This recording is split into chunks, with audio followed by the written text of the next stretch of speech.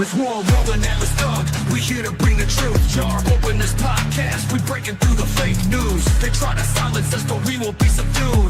We're bearded alpha males here to save the youth. Spitting fire on the mic with the bass Christian takes. Exposing the lies, keeping the demons at bay. We ain't afraid to speak up, we won't be swayed. Jar open this podcast, where the truth is laid. Jar openers, cracking open the lies.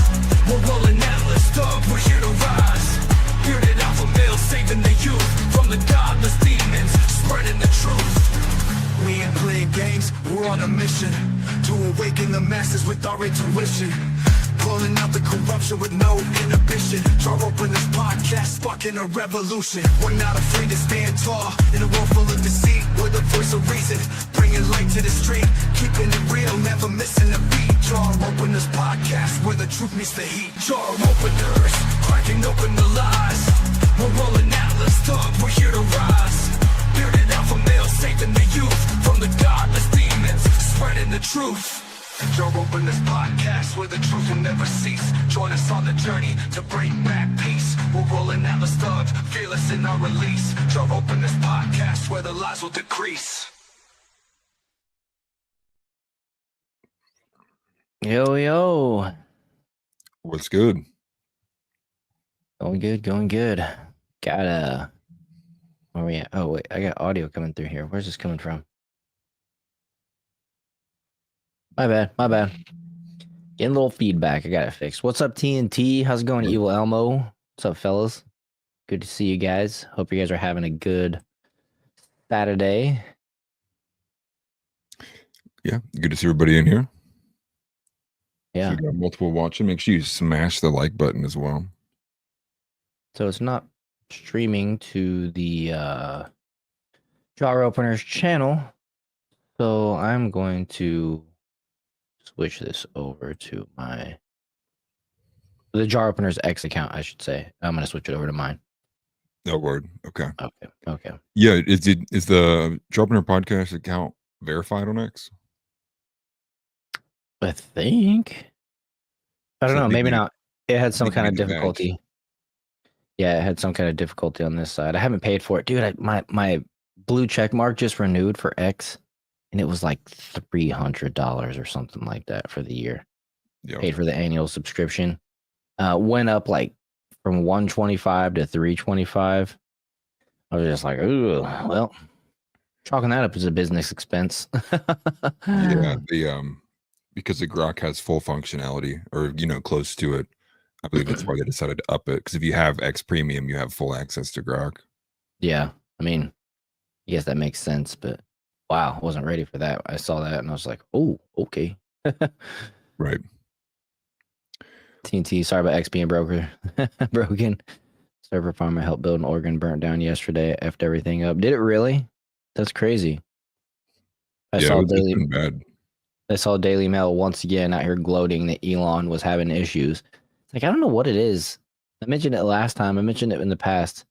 It's just, I mean, you kind of touched on maybe why, but man, the Daily Mail just has a bone to pick with Elon for whatever reason. I think it's funny every time I notice it. Yeah, I mean, yeah. Article. Which I think we talked about that off air, which I largely just think is because, with the way that it happened after the H-1B visa debate, he threw all of his weight into attacking the UK for all of the cover-ups that were going on with the grooming gangs. Probably somebody in the Daily Mail got irritated, I would imagine. Right. Let's see here. I'm going to set up screen share ahead of time. But I mean, speaking of the X, like they were saying, like cyber attack initially, and it looks like we have the, the server being burnt down. But my DMs were what was really busted. Like you had sent me like multiple messages. I didn't get them until like the next day, like halfway through the day. And it was weird because my phone was showing me I had notifications in my messages, but every time I went there and refreshed, nothing was showing. So I had like, was like 2 or 3, like the little number was there, and I couldn't do anything to get rid of it. It was bothering me so bad. Oh, that sucks. I hate that when you can't get rid of the notification checks or whatever it is, little red lights flickering. Right. Things on the phone, that type of stuff. My old cell phone used to say that I had a notification like in my messages, like my text messages, even though it didn't exist. And so I always like had that little bubble or whatever on my phone, and it perpetually annoyed me, and I could not fix it. Yeah. Same thing with email too. My email So just perennially sits at like dark down. 6,000 or something like that. Oh man. Well, I Yeah, was but we reading do the chat. have My bad. we got some good stuff for today. I think today's going to be a bit of a slower day in terms of everything going on overall, but one major story, obviously, with like the two Israeli embassy staffers being murdered in front of the Jewish museum there in DC. But the meme of the day, and I think the majority of the energy I've seen elsewhere has been people's issue with the DOGE cuts not getting implemented. I believe it was like 26 senators on the Republican side voted against codifying those cuts into law. And I think the biggest thing really is I was assuming this was more so a push out of Elon, like they were pushing Elon out of the administration for maybe some disagreements. But it looks like Right. Elon just is like fed up with how little they're even trying to push things or make things happen. Well, he And, probably feels like he's just wasting his time. yeah, and that's the vibe I got from seeing some of his tweets and some of his recent interviews. Looks like he's like, I'm out. Like, I don't want to bother doing this anymore. He's like, the Democrats are corrupt, but the Republicans do nothing. Yes. And so Yeah. none of the above. It's disappointing to see that wasted effort not be codified by the Republicans leadership essentially so far. Right. That's let me try to adjust my camera here. And there were some good memes with that too. Give me 1 second. Sorry, I'm adjusting my camera. Oh, you're good. I even added like the meme of the day. There were so many. There were multiple. There were like Omni-Man memes. There were, Breaking Bad memes. There was a bunch of different ones of people, well, mainly a lot of libertarians just like making fun of the GOP for just sucking. And again, nothing seems to have changed in the last 10 years. We'll repeat this once again every 2 years. Everyone says we need to go primary these people. That it's just like it's the same old, right? At a certain point, I think it just gets a little tiring. And it kind of, touches on what we were at last show, talking about how guys just say, like, oh my God, like I can't take this anymore. Like I'm done. I don't even care about it anymore. And it feels really easy to feel that way when once again you're looking at a situation where nothing's going to get done in terms of that. And to think that like all of that work that Doja did, all of those nice like blow-ups that we got, all of the different receipts that were put out, things we found in Social Security, as well as other big, budgets they wanted to cut from, is inevitably null. I mean, some things will stick, but the majority of it seemingly null. I mean, like that just kind of sucks, right? And like that speaks to like the whole speaking, doing the talking, but not walking the walk. And I mean, ultimately, like I can't even blame people who want to like tune out after seeing stuff like that. Imagine Yeah. it getting like a carrot dangled in front of you. Oh my gosh, getting this cut. And we even talked about it, right? The original promise of 2 trillion to that getting dropped to, I believe it was something like, Oh, 150 billion. Then yeah. that got dropped again. And then now it's not happening at all. It's like, yeah, that was a big carrot that got swung in people's faces. And if anything, it feels like someone spit in my face Yeah. when they decided to not codify those cuts. Yeah, it certainly did. Especially, they've been touting this big, beautiful bill. It's gonna, essentially, I haven't heard anybody quote say this, but it's essentially going to make up for the lack of bills that Republicans have been signing. I mean, that's the impression that I got because they've only sent like 5 to the president's desk in his time so far since Trump has been inaugurated, and it's one of the lowest marks that we've seen in a long time. So now we're going to sign this big, beautiful bill, and it's going to make up the ground, right? I mean, I don't know. Yeah. Is very anticlimactic to me for somebody that wants smaller bills, essentially more understandable 1, 2, 3-page bills, even even a 10-page bill. I could sit down and read a 10-page bill or something like that with fairly within a reasonable amount of time. And Right. there's just no way that these people are reading what they're voting on is my main bone to pick with it. Secondarily, Right. you know, the fact that we can't understand them either. It's written in freaking legal jargon, and you know, unless you want to go and read 1,000-page monotonous, boring book of bills, like how are you gonna even find out what's in it? Right. That too. I mean, and it's just all these things that they're so simple to implement. And I think Massey's proposed a legislation on the single bills for how many times now? Like nothing happens with it.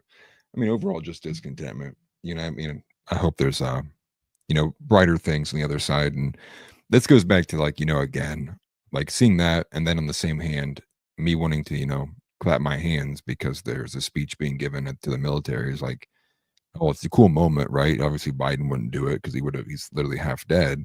But it's like I don't like that's not what we want, right? Like I don't want to see like presidential stuff. Like that's great. But the only reason we're applauding and clapping for it now is because we literally had like a senile dead guy, weekend at Bernie's last time who wasn't doing that. Right. The returning to normal, I think, is like I'm good on clapping for doing regular things. Like, how about we just like do the things? And again, the mandate that the people gave to him. It's just overall disappointing. Yeah, And it's then you definitely compare that disappointing. to We went from sorry to cut you off there, but we you went from getting nothing done slower than a snail's pace to a president that nobody can keep up with. And unfortunately, even though the House and Congress were won by Republicans, they still work at their own pace. They work at that snail's pace. And I mentioned it on the last show that they need to work at Trump's pace. And they're just simply right. not. You know what I mean? And I guess it's kind of that no child left behind thing where we just slow the class down and the whole country down to the pace of the slowest kid in the class so we don't hurt their feelings. And we don't want to hurt anybody in Congress's feelings, so we're just going to slow everything down to their pace and go on their time. I guess it's pretty crazy. I want to remind everybody real quick before we get too far into the show. Make sure you hit that like button. Double check that you're subscribed. If you're not subscribed already, do please hit that subscribe button. And like I said, like I always say, the YouTube, the Rumble, all that jargon is to also share this with your friends. If you're sitting around on this Memorial Day weekend, got some buddies around or whatever, make sure you show them the show. It's the only way that the show will grow is with your guys' help. So appreciate it. Yeah. Chris says, everyone call and email your representative. What's up, Chris? Yeah, we have a list too. We have a list of all of the senators who somewhere in this outline of all of the ones who decided to vote against the DOGE cuts. There's like 26 total, I believe, which is roughly less than half, slightly less than half, because there's 53 Republican senators right now. Gotcha. Okay, so I'm not 100% sure about this, and maybe you can clarify for me, and if not, that's okay. Yeah. But I saw reports that the big beautiful bill was passed, but was it not passed like officially by Congress? It was passed like I believe it has on a been it's lower through level? the House, but it's in the Senate now. Oh, I okay, think that's where okay. it's at. So it passed the House. And then as it pertains to the DOGE cuts, is that secondary to that? Because I know they broke off apart and approved it already this week earlier. Yeah. So with the DOGE cuts, largely, let me pull it up here because I was more focused on the other stuff here. This is we have this from Joy Reaper. Yeah, that sucks, TNT, that you got some bad representation. I got a good America First leader in my area that I've actually met, shook his hand. He complimented my hat, things like that. Yeah, so I was right. Yeah, it passed in the House, but it's in the Senate Almost said right that. now. Okay, So we've almost said had that. there have been multiple senators already, though, who have come out and said they are voting against it. I believe Ron Johnson earlier today came out and said that he will not be voting for this. And someone else did was pretty vocal as well. Dang. Which is funny because one of the first opening stories we're going to, or video, is actually a liberal meltdown over this. Only, I mean, melting down over the fact that the House passed it, right? Like it's not even like the whole thing went through yet. This meltdown is insane. But again, memes like this are all over the internet, what you got on screen there, right? It's the funny Ron Swanson moment from Parks and Rec. I worry what you just heard was find the ridiculous government spending. What I said was cut the ridiculous government spending. And we can get into it too. We might as well just start with this one. Because, Elon, in the same interview we watched last episode, where he was trying to get the reporter to answer the question, which she wouldn't, over the racism issue, especially as it pertained to the South African genocide. And in that same interview, an earlier portion of it, you can see how just his overall like exhaustion of even talking about this issue, where he's like, yeah. And then later on, Anomaly actually captured a response that he had to somebody's tweet on X, where he writes, yeah, sigh. It was literally the tweet that he writes. Oh, this isn't the same one. Oh, Kikus Maximus says, yeah, sigh. Yep. Yeah, which is Elon. He occasionally changes his name on here to something ridiculous. Right. Yeah, but that's the guy's take, right? Is essentially the appetite to cut spending in Congress was way lower than what he imagined Elon could anticipate, which again just goes to show the general disenfranchisement that most people have with the system. Right. Which is how deep the swamp really still is. They don't want checks and balances over their own little programs, whether it's directly or indirectly, or they don't want to mess with somebody else's programs directly or indirectly, because whenever it comes time to, for them to get their bills passed, that person that they stepped on their toes of is gonna work against them, of course. So it's kind of goes back to the old adage that I've said multiple times, and I'm not the only one, that these people really don't oppose each other up there at these high government levels. The kids all go to the same schools. They attend lunch at the same place. You know what I mean? It's they're all hanging out behind the scenes, just covering for each other and trying not to step on each other's toes too much, right? Right. Looking out for their buddy, even if it's a Democrat and a Republican. Yeah, so as far as I can tell, I don't even think the DOGE cuts are a part of the big beautiful bill. Okay. TNT asked, guessing Massey and Roy were the no votes. Who was the abstain?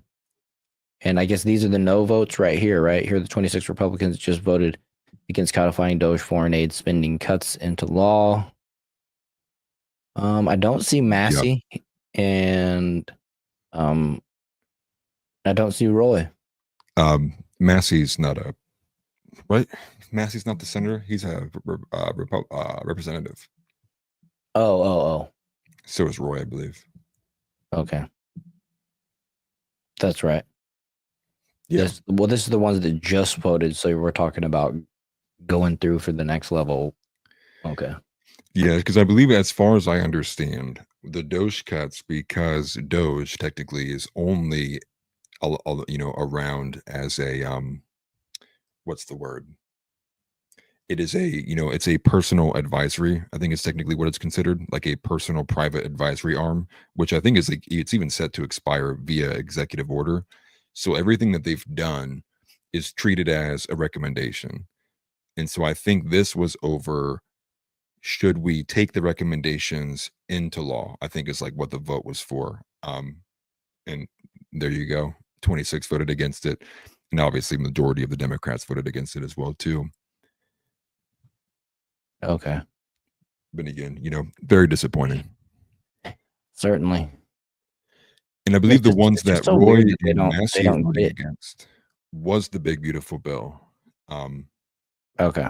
I'm pretty sure the ones, at least a portion of it, because I know you had mentioned they actually separated it. Well, they separated a different part and voted on it earlier in the week. And I can't remember what it was. Oh, was it the no tax on tips? I don't know. It was so long ago now. Last Monday I think it was Monday. Yes. It was a lifetime ago.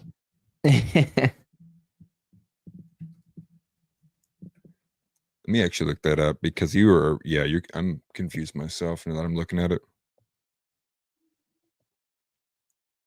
It was no tax on tips and something else major. Because I remember Matt Walsh actually complained about it. Okay, Elmos, thank you. He says that was the no tax on tips, and it passed 100-0 in the Senate. Okay. Yeah.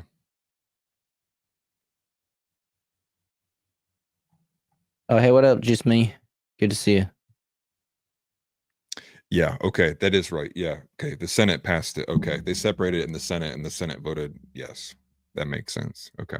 Okay, appreciate that. But that meme on screen is hilarious. Yeah. It's That's the the neat neat part. Weed out. And it's messed up. It's a messed up part too. Yeah, and that was on May 22nd. What else we got here on this one? So we got Boston Small says completely and outrageously unacceptable. Not only are they not codifying the DOGE cuts, but now the administration is trying to block everyone from seeing what's happening. Absolutely zero transparency. What are they trying to hide? What is Elon really up to? Because it clearly has nothing to do with government waste as government spending is increased. Elon pulled a fast one, and everyone should demand that he goes under oath and explain to the country what the F he's been doing. We deserve an explanation. We deserve answers. This is not acceptable. Lincoln comments. So what is this pertaining to? I guess they're just we'll click on that first picture, the left-hand one, and tell me that doesn't seem suspicious. Trump administration asked Supreme Court to keep DOGE records secret. The appeal to the higher court comes in a FOIA lawsuit filed by a watchdog group. The Trump administration is asking the Supreme Court to block a court-ordered inquiry into the authority of the DOGE project Elon Musk headed at the request of President Donald Trump. So a third-party group, they issued a FOIA request over the DOGE cuts or the records of DOGE, and then the Trump administration is filing a block because they're trying to prevent the FOIA request. Okay. Well, all they got to do is say, hey, look, we're blocking some stuff, but it pertains to top secret projects and oversight and stuff like that over top secret projects. So, yeah, we can't release that to you. It'd be really easy to probably get around, but. Yeah, well, especially if, we weren't going to put them into law anyways. It makes it right. Think might as well release them. Again, I guess overall, I think it's just a bad sign to see anyone block a FOIA request, right? Freedom of Information Act. Typically, for the most part, I believe those should just generally be honored, especially because all records, as it pertains to something like this, too, you would imagine would be public. Obviously, it doesn't have anything to do with national security. We're talking about programs that are all in the public eye, all under different, whether it's the Treasury Department or whether it's under Department of Commerce, whether it's under the USAID program, all that's the majority of that's all public. So just to me, I think that guy might even be a leftist too, that Boston Smalls guy who tweeted this, but at the same time, it's it's just puzzling, right? It's why have I not heard anybody talk about this? What is this going on here? It seems a bit odd to me. Mm-hmm. Yeah, they love to frame it certain ways, that's for sure. But I don't know. I don't know. I guess we just have to wait and see. But there's an HR factor to that too. You're talking about people's names that lost their jobs, and it's just how much information is that really that the government can hand out for you? I don't know. Right, and it's from Politico too. It's not like it's one of the regular offenders, right? Yeah, so funded by USAID. Yeah. Hey, what up, Donnie?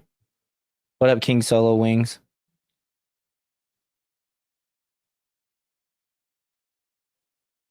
TNT says just the way that headline is stated makes me know they're lying. Yeah, it's a good point. Yeah, right. And it goes back to the fact of how much of the corporate press can you actually trust, right? Right. Chris says they're trying to file a lawsuit saying that Trump doesn't have the power, which was already ruled on by the Supreme Court.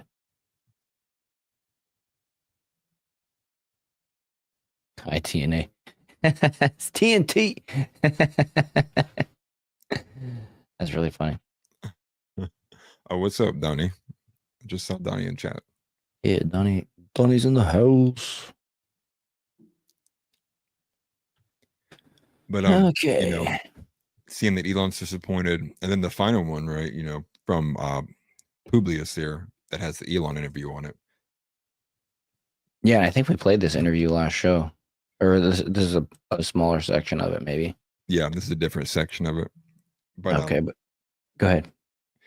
Yeah, you know, that's just him basically saying, you know, like the majority of us were all excited, right? It seemed like that the majority of what Mega was super excited about was seeing what Doge is going to hack away next, and you just got to play it to just feel that energy. If you just listen to him talk, you can feel like that disappointment of like, what did I even waste the last 5 months doing? It's just sad. Oh, I missed that one. Just me. Thank you. TNA is Tyler and Alice. Okay, I got it now. That's Over funny. my head. I'm a boomer. I'll be one in December.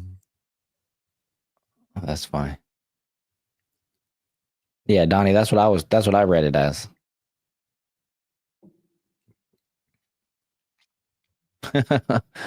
Which of this show is lacking but makes up for waving chest hair? We're missing the TNA but make up for it with waving chest hair. That's funny. It happens. It happens. Right. I don't know if the chest hair's been out in a couple episodes, to be honest. Thankfully. Yeah, thank you. That's good stuff. So what should we look into next? You want to talk about this complete liberal meltdown? Yeah, let's just go to that. And you know, volume warning to everybody. I'm not sure how loud this is going to come across to you, but this is literally like 90 straight seconds of someone screaming as much as they possibly can. Right. Let me just start with the volume down at least. But it says here, I think you might be a little bit upset. And then the headline, House passes big beautiful bill. Trump violates court order. Trump revokes Harvard ability to enroll international students. View told to tone it down on Trump. Told to tone it down on Trump is what it actually says. But I had to edit it. Which is another headline for you even play this too, one that I should have added. But I believe it was Bob Iger, right? Yeah, from Disney, and somebody else, I think it was the ABC president. They came down on The View and said they need to pull back their political rhetoric as it pertains to Trump, which is basically them saying like, you're a bunch of insufferable, like know-nothings. Shut the hell up. Like, which I thought was hilarious. And that's partly what this guy's reacting to as well. Yeah, that was hilarious. And you know they loved hearing that on The View. But right. Yeah. If you want to save their show, they should certainly listen. Yeah, they want to save the show and put some more men on it. Like I said, or like you said, psycho freak out warning. Some of the comments are actually really funny. They showed this face versus like the face that's coming up. But here we go. This regime doesn't give a fuck if you die! These sick bastards in the house just passed their big, beautiful fucking bill! And it's full of cuts to Medicare, Medicaid, and SNAP! That means poor people, sick people, disabled people, hungry families! Apparently your survival is too fucking expensive! And Trump! He fucking violated a court order again! 12 migrants got deported to South Sudan, a country they're not even fucking from! No warning, no chance to speak, just ripped away like garbage, like their lives don't mean a goddamn thing! And now get this! Kristi Noem just revoked Howard's ability to enroll in international students. Not just new ones. Existing international students are being forced to transfer out. These students worked their asses to get out here, sacrificed everything, crossed oceans, carried dreams in their fists, targeted racist nationalists. What was that? My whiteness starts activating. Start levitating in the air. What TNT really heard? Yeah. If you want to go, then you go to hill and go down. Why you get fried, yes, man? why? Are you crazy? You're fucking You paranoid, are man. fucking, you are fucking. You fucking, you bloody. You bloody. Fuck you, bloody. Bastard, bitch. You fuck bastard, you, fuck you. you. Bloody fuck you, bloody. I actually literally can't tell the difference. You guys don't know that other video. The other video is an all-time great. that one's elite. Right. The best part is whenever they're done, they're like, "Okay, have a good day." Yeah, I know. Have you seen the full video? It's like 3.5 minutes long. Yeah, the one I got right here is it's 1:18, so I don't have the full thing, but If I think you are going to They like accident. even get up on the sidewalk and they eventually like end peacefully. It's funny. But don't worry, I see road, man. Okay, have a nice day. Bye-bye. That's good stuff. We're having fun here. Just me. Sorry. All right, I'm gonna go back so you guys don't miss anything. All right, here we go. Warning, no chance to speak, just ripped away like garbage, like their lives don't mean a goddamn thing. And now get this, Kristi Noem just revoked Howard's ability to enroll in international students. Not just new ones, existing international students are being forced to transfer out. These students worked their asses to get out here, sacrificed everything, crossed oceans, carried dreams in their fists, targeted racist national. I mean, the level of entitlement coming from this individual is just thickening, is dripping in a nasty way with entitlement. So I know like drip is like cool now for the youngsters, for the whippersnappers. But imagine if they took all of that passion and you fixed your effing country instead of coming to mine. Right. If you had them dreams in your they sleep- traveled over the ocean. Yeah, it's called getting in a plane, bro. They got in a jet. It happens thousands of times a day. Like it's not like some thing anymore, right? Right. Exactly. And it seems like people didn't get the first reference. The reason why you heard audio and a video was because there's a very, very famous instance of two Indians arguing. And it's just like everyone knows exactly. You can hear it. You bloody bastard. And it's become a meme ever since then. I think almost 10 years old now, maybe even older than that. It's got to be 10-ish. Yeah, maybe older. Yeah. All right, but I'm going to finish playing this. Nationalistic fucking bullshit. And ABC, they just told you to tone it down on Trump. Are you fucking kidding me? Nope. Tone it down while the country's on fire. No, we don't tone shit down. We scream. We shove the truth in their faces. He says, tone it down while they're trying to set stuff on fire. Who's trying to set stuff on fire?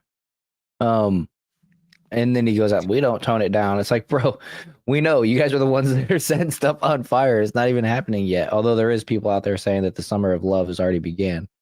Yeah. Well, and the thing is too, is like, right, like for the last, I don't know, like 15, 20 years, they basically go, yeah, we want white people to be exterminated and your whiteness is evil. You're basically the devil. You're all evil. You're born. And this is me. Oh, that's great. That's crazy, man. Well, anyways, I don't want to live around black people. They're like, whoa, we have to kill this guy now. It's like, dude, like you sit here and say whatever you want about us. I'm like, okay, cool. Most of us are, right? Like, okay, another day in the life of America. And then, somebody's like, what if we didn't put up with this anymore? And then this is their reaction. It's so pathetic, dude. Right. They did this whole thing about white fragility for years, right? And then it turns out it's every other race that's actually fragile that can't handle literally any ounce of criticism coming the other way. It's such a joke. Well, that's why we should have never let the weak have a voice this loud. You know what I mean? Right. They break down. They can't handle losing. But here, gonna finish up here. We call Trump exactly what he is. A fascist, a criminal, a lying fucking tyrant. June 14th, we fucking mobilize nationwide, loud, disruptive fears. This isn't a political issue. It's a fucking humanitarian emergency. He's trying as hard as he can to get that vein to pop out of his forehead, but he's so soy, it just won't rip. You know what I mean? He's trying, though. He's got to be in the car. Like, it's so funny. Let's go to the car and yell. We rise to. It's just sad and pathetic, dude. Right. Like, I just I mean, you got two options, brother. Like, get out of the country or go to the mental asylum. Like that's all you got, man. Like you ain't living next to me, brother. Not like this. Right. Okay, we got 2 seconds left. The fuck up, and we do not stop. They rise up and they do not stop. Cool. So, all right, I'm just gonna bring this over just so you guys know. This is the original video. 10 years ago. If you wanna go, then you go to hill and go down. Why you get Okay, fried, yes, man? why? Are you crazy? You're fucking Because paranoid, you are man. fucking. You are fucking. You fucking you bloody. You bloody. Fuck you bloody. Bastard bitch. You Fuck you, bastard, fuck you. you. Bloody fuck you bloody. Fucking mother bloody fuck bitch. Bitch, you Bloody what fuck do? you fucking bloody bastard. Benchwood bloody. Branch of you. You blunder. No, but why is Bloody no. The guy standing outside is like, wait, I was trying to give you guys directions when you pulled up. What the hell? And then the Banshee word comes out. I don't even know what that means. But he does not like it. I just don't know. I don't know what the hell's going on anymore. I'm not gonna play the rest. I don't know. They might try to like claim it or something like that. But yeah, that's what it comes from, you guys. 10 million views. That's crazy. Is that what it is? Yeah, 10 million views 7 years ago. Video. Oh, this comment says POV Indian and Pakistani diplomats trying to negotiate April 2025 crisis. That's actually really funny. Yeah, and look how how long ago was this posted? 7 years. 7 years ago, and there's comments from a month ago. Yeah, hundreds of likes because people it's got 834 likes from a month ago. This video just lives in infamy. Oh, that's funny. Yeah. Well, I would be lying if I told you me and my wife didn't yell at to each other. Right. Bloody. Which that video has nothing to do with this video. Is just I'm conflating the two because it's funny to play one in the background while the other one, like, here, let's just do it like that. Oh, I closed it. Never mind. Yeah, I was gonna play it. I was gonna mute it and play it, and then play the audio on the other one. It's funny because there's like people who are commenting like, "Can we deport this guy with a catapult?" Like the comments on this are hilarious. Oh, this one, yeah, this is funny. Retard Finder has a cousin restart register trying to start up, but I love it. 0 to crazy real fast. TNT, you said I'm the kind of guy that gets banned for bringing ancient threads back to life. That's cool that you said that. It reminds me, we're going to actually start a segment on Wednesdays called What We Forgot Wednesdays, where we're going to look back to like last year, the year before, the week of, and just bring up old stuff, things that were relevant at the time, that we should keep in our memories type of stuff. So hopefully it doesn't bring, threads that'll get us banned, but just an interesting aspect on, why we're here, what led us to this point, that type of stuff. Bringing up old stuff, like I said. Yeah. But, I already got a do couple ideas for this Wednesday. Nice. This meme right here. Who here thinks the Indians are the best? Who wants to live in India? Yeah, thanks, King Solo Wings.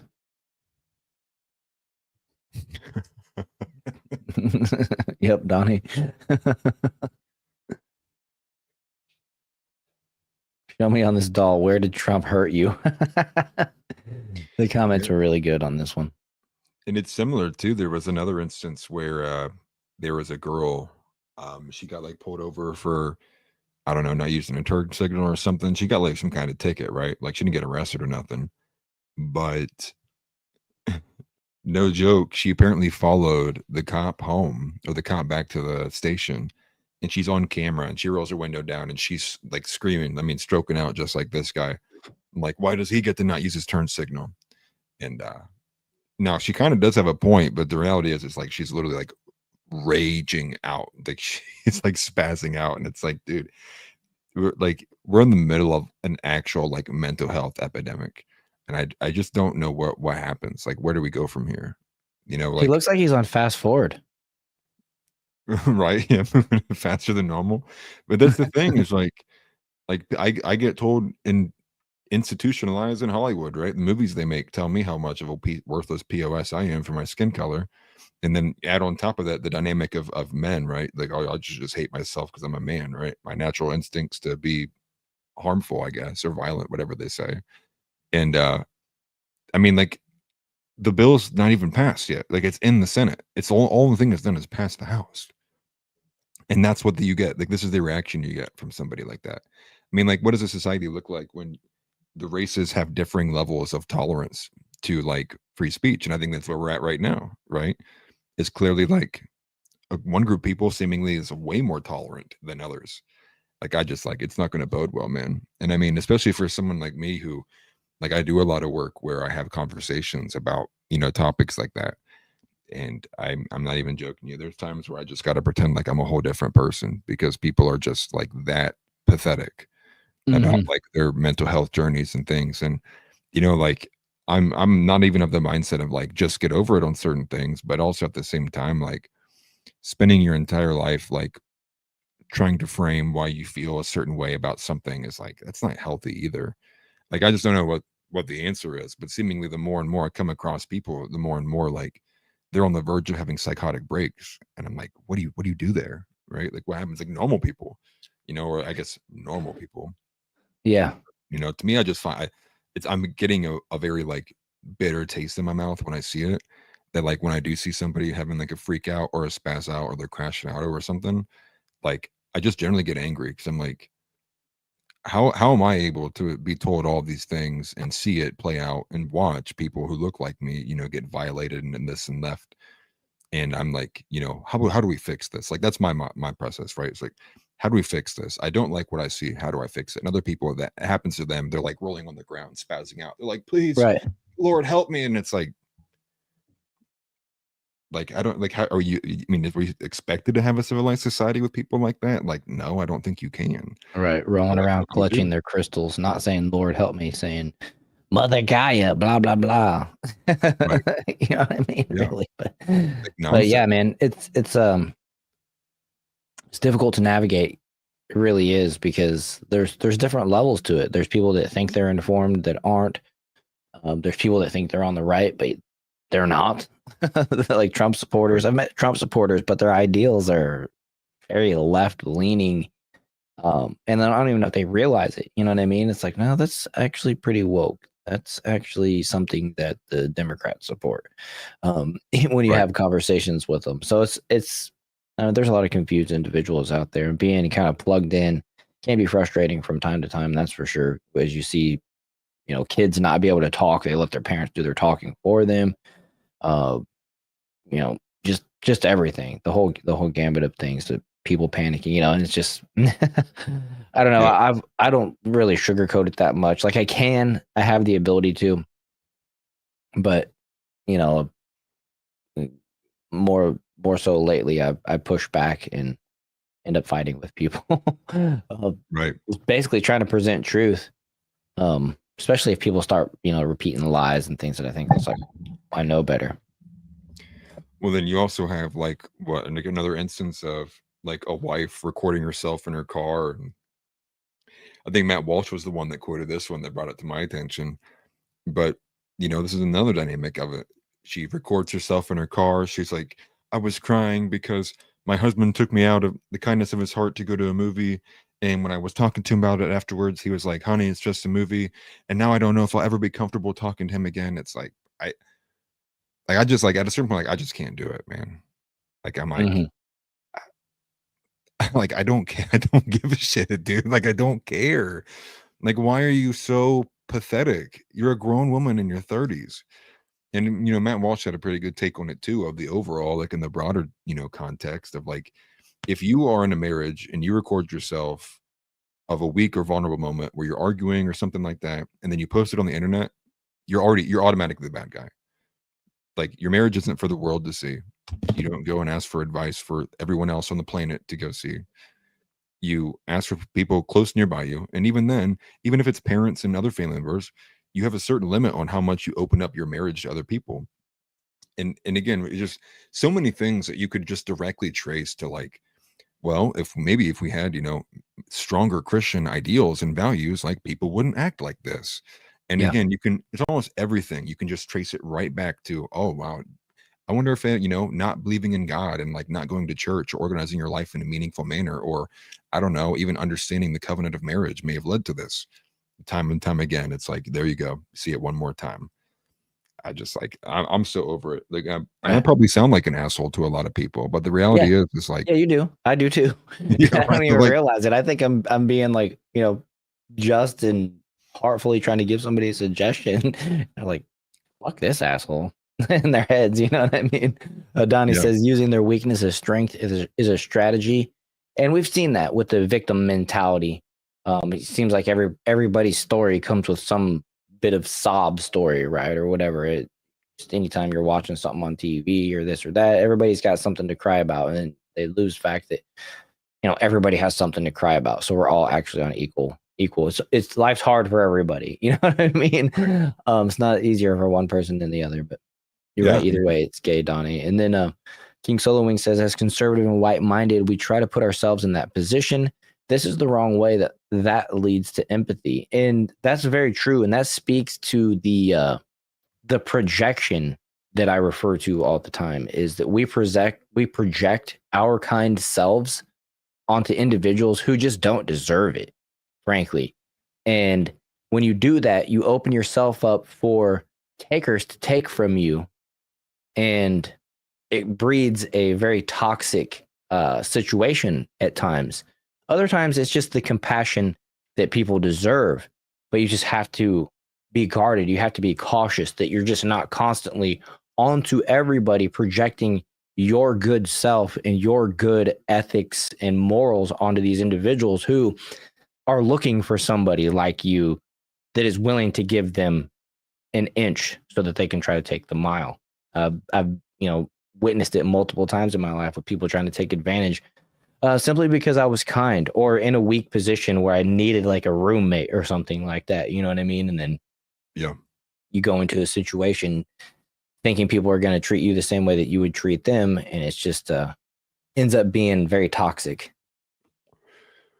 Right? So yeah, you got to be careful there, King Solo. That's totally true.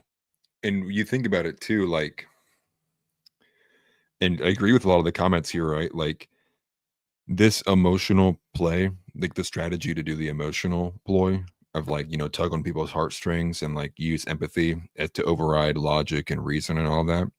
That is like the female rallying cry, right? It's like all the females are like, oh, I do feel bad. Like that sucks. What can we do to change that? Whereas the male counterpart to that doesn't exist anymore. Right.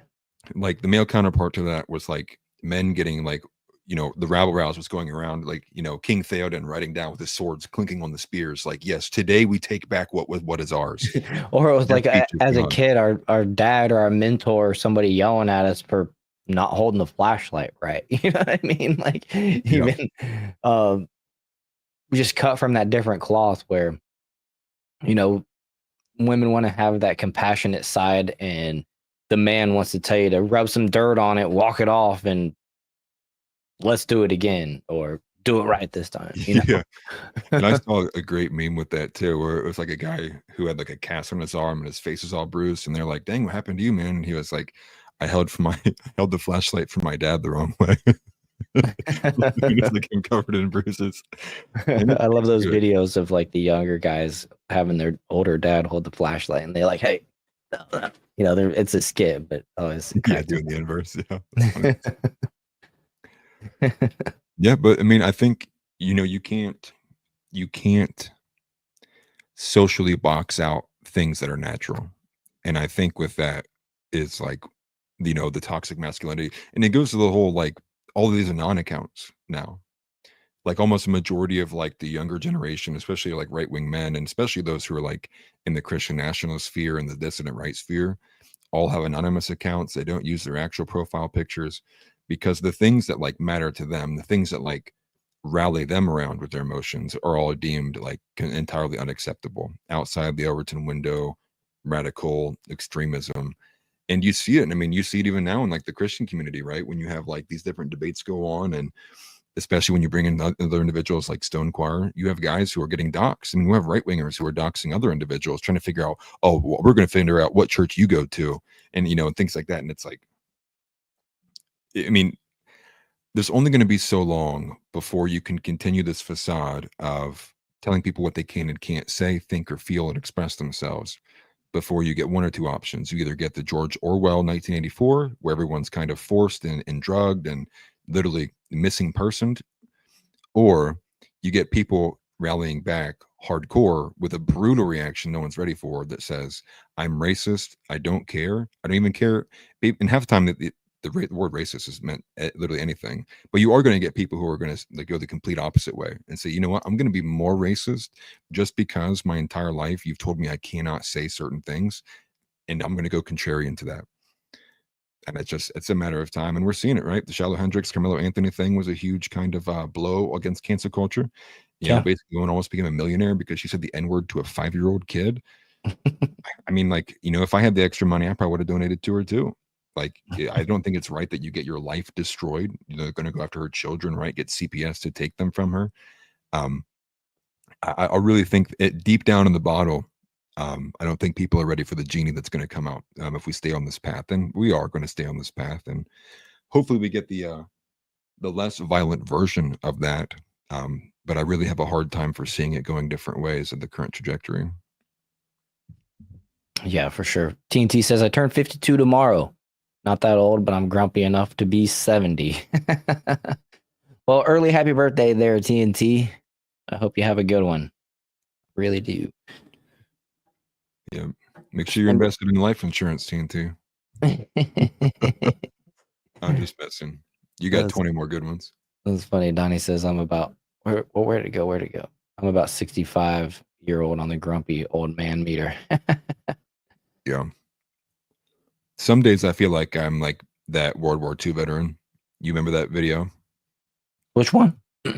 It's that famous video of the World War II veteran walking through that parade, but like on his way to like go up to the stage, he's like surrounded by a bunch of these like ridiculous leftists who are like screaming and like holding like signs up, and you can just see his reaction, like,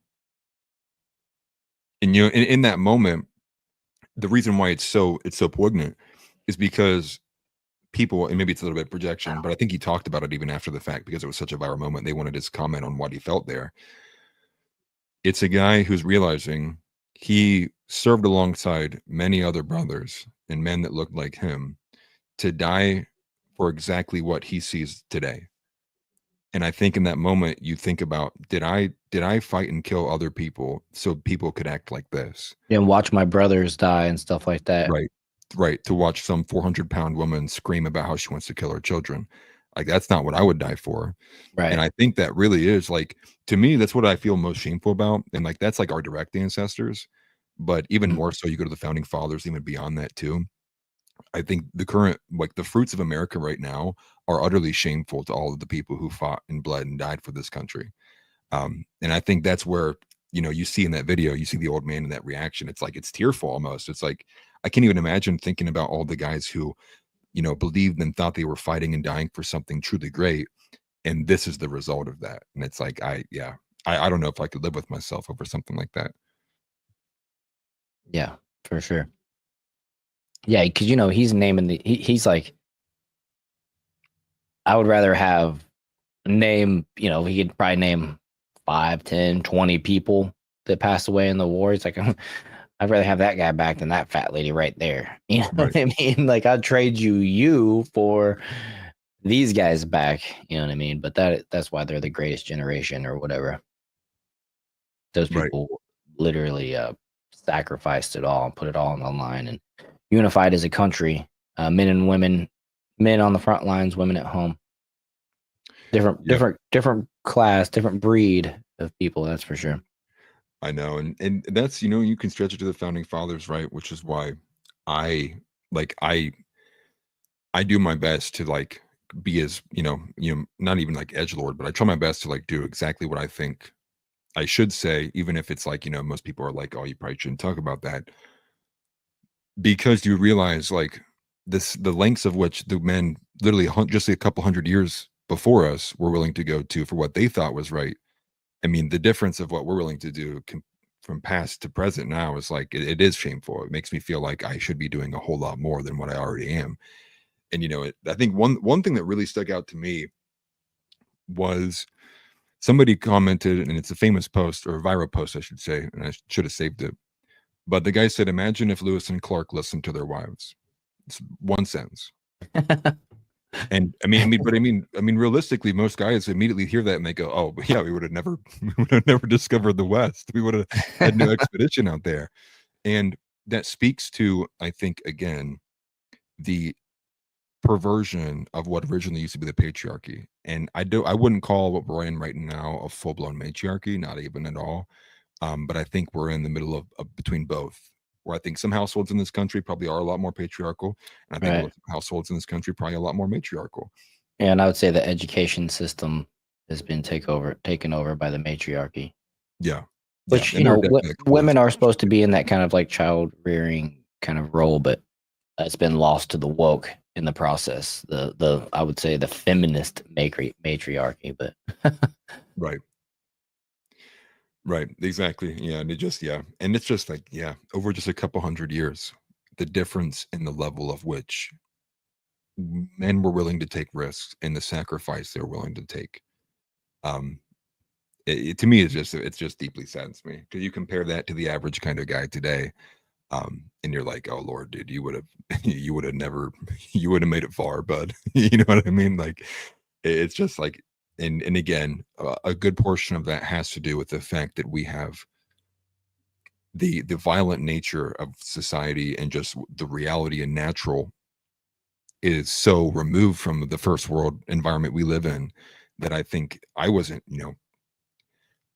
even aware of these things until you get older and you start looking back. And the famous quote, right, of like, what was it, a 3% increase on tea, like that's what sparked the Boston like tea dumping, like. And here we are, we got full blown, like, we've basically installed Satanism, secular Satanism, as like the religion of our government, and we're all like, well, hopefully the GOP can pass this bill. It's like, I mean, the difference in that, like, it cannot be understated. And I think like that's when you have to really kind of look at it and go, yeah, men didn't get like chopped at the knees, men got chopped at the neck. Like, the majority of who we are supposed to be has been excised from society. So it's no wonder so many men struggle to find who they are. And it's no wonder why the suicide rate is what it is, right? It's like, it's close to like 25% or something like that. Like, that's insane. Insane. And well, for a specific age group, but still, like, men, they don't have any purpose. We destroyed it. We took it away. And the protector role is basically gone. Well, they vilified the natural state of a man, or a young man and a man, which is to be masculine. Right. They've turned it toxic. So it's, you have young men in this country fighting against their own inherent, instincts in nature, things that have been there their entire lives. Right.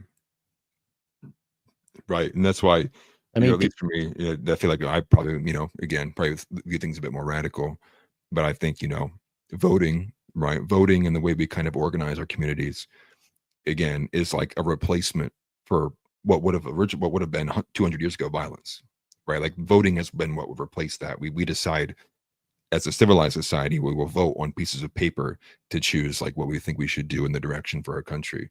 Where previously, if someone didn't like it, they're like, all right, get the boys. We're going to settle this to how men settle this, right? Like, and the effects and the consequences of changing men that quickly in that short a span of time, I think, can't be understated. Yeah, 100% agree. Guys, make sure you're liking the video, subscribe, comment, share, all that good stuff, please. See, we got a few people in here, and I don't think the likes match up to the concurrent viewers. So if you haven't hit that like button, please do. Please do. It helps out the channel a lot. It tells the algorithm, hey, show this video, this live to more people. Did my violent comment not go through? Let me see. I'm curious. I saw that comment. I didn't see it though. I don't see it, but I was curious if it popped up in the corner instead. TNT says, you heard about the deaths last week from the NATOs. Turns out the lesbian in charge of pushing the warning button to warn the town was elsewhere when on duty. I think she got arrested. Yeah, I did hear about that. I read the headline, but I didn't actually like delve too far down into the story. But I mean, you kind of just that's enough right there, right? We've seen this story 1,000 times when it comes to these situations, or at least enough before that it's just like Yeah. Well, figures. as far as I understand, they weren't arrested. They were put on paid leave. And like that's the funny thing was somebody even quoted it saying like they were they were always not doing anything and getting paid for it, but now it's official. And TNT's right. Like the image that they kept putting up was this big, turbo lesbian. Like I don't know what else to tell you, man. Like here we are once again, right? We're what Paid 4 leave months is away from that instance in California where you have like the big lesbo come out and say, "Hey, well, hold on. Like if your husband's in a burning in a fire, like that's his problem." It's like, dude, what the like I don't know, man. It's all a game. And I think again, this like speaks to the fact that so many people have decided, you know what? I wanted to get involved in my local community. And then when I tried to get in, it was about 18 people who don't speak English. And it was filled with a bunch of lesbians who are pushing 500 pounds. Like, all right, I'm not welcome here. right. They're like, well, you can't really do anything else, so just sit here and push a button if and when is necessary. And Right. Fatty couldn't even get that done apparently. Yeah, TNT paid leave. That's called vacation. Man, that's sad. Yeah, paid leave. That's called vacation. That's exactly what it is, right? Maybe ultimately it might be the PR thing, right? Like, oh, we're gonna kick him out, and then in 3 weeks they'll bring him back in. Chris said, I need to make sure that they know we're capable of bad things, but also to control it until needed. Yeah, men, I mean, I don't know. Women would rather get stuck in the woods with a bear than a man, so Yeah, I don't know. right. Well, that's I the don't thing, think right? they don't fear the violence. They fear something else, I guess. I don't know. It's a weird scenario. Yeah. Well, I mean, probably just like me, being brother. I go to Walmart. I ain't scared of a single person I see in there half the time. They're No. probably all scared of me. Like you see the state of men, right? Hmm. It's like that. If a bomb dropped right now, that guy is looking at me and going to beg me to save his life. Like that's where we're at, right? And I think I mentioned this a couple of times. Like I catch myself in restaurants, I'm looking around and I'm like, dude, if something happens in here, like I'm gonna have to like, Everybody's gonna look at me. yeah, I'm gonna be the one that gets looked at to like how we fix things. Like I don't like that. Where before, I mean, we see these old, videos where they restore the footage from like the 50s and the 40s and 60s, and you see like 12-year-olds and they look like they're 30-year-olds. They're full grown, like, you can see like, shoulders built, typical build, look like just regular men. You can, could probably drop them into any kind of different industry. They'd be okay. Right. That's why they were getting married and having kids and starting their families at 15, 16 years old. Right. And nowadays it's one of two things. It's either like some like really big dude with like Cheeto Puff hands and like he's like walking real slow and like all disheveled, or it's the complete opposite. And the guy, like if he turned sideways, I wouldn't be able to see him. I'd be like, what happened? I swear he was just standing there. Because some of these guys are just built like twigs, don't eat, not in the gym, not athletic, not fit, not anything. Right. Got no stamina, got no muscle, got no skills, got no problem solving. It's pretty sad. Yeah. You got no balls, can't stand up to nobody, can't fight for themselves, can't fight for their woman, can't hunt.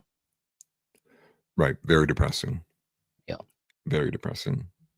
Lacking all the things that make a man sexy to a woman. Alpha and Deca. That's funny. King Solo Wings. It's not. That was in response to TNT saying it's not alpha and beta anymore. It's more like alpha and something 2 or 3 levels down. King Solo Wings is alpha and Deca. Yeah. Yeah. But I guess for like the big story, right? We'll talk about the 2 Israeli embassy ambassadors or staffers, I should say. The false flag. Yeah. All right. Well, yeah. I got some background here. Starting off with Basically, this guy's name is Elias Rodriguez. Elias Rodriguez. He's a 31-year-old Chicago resident, and he was charged with the fatal shooting of two Israeli embassy staff members, Yaron Lishinsky, and 30-year-old, and Sarah Milgram, which is 26-year-old, outside of the Capitol Jewish Museum in Washington, D.C. on May 21st. The victims were a couple reportedly planning to get engaged. They were leaving an event hosted by the American Jewish Committee when Rodriguez allegedly opened fire. He faces federal charges, including 2 counts on first degree murder, murder of foreign officials, causing death with a firearm, and discharging a firearm during a crime of violence, some of which carry a possibility of the death penalty. Let's see here. So what I know of Rodriguez in his background is that he was born and raised in Chicago. He graduated from the University of Illinois at Chicago in 2018 with a bachelor's degree in English. He worked as an administrative specialist at the American Osteopathic Information Association, the AOIA, by the way, since July of 2024, and previously as an oral history researcher at the History Makers, focusing on African-American biographies.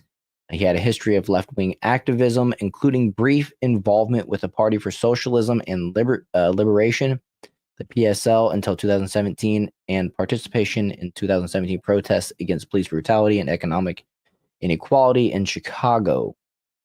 So authorities are investigating the shooting as a potential hate crime and act of terrorism. It's funny how you can murder somebody, and sometimes it's not hate crime, and other times it is. I don't know. I just generally I think they're all hate crime, but it's funny how they classify that stuff. Add an extra layer. I think that needs to be repealed. Racial aspect. Yeah, the hate crime thing is weird. Offshoot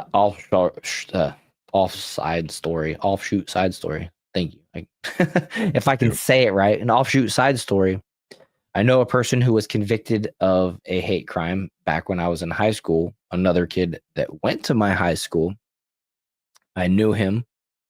Weren't like friends really or anything like that, but he decided to burn a 1.5 foot tall cross on somebody's yard, and he got 9 months in federal penitentiary in Leavenworth for a hate crime.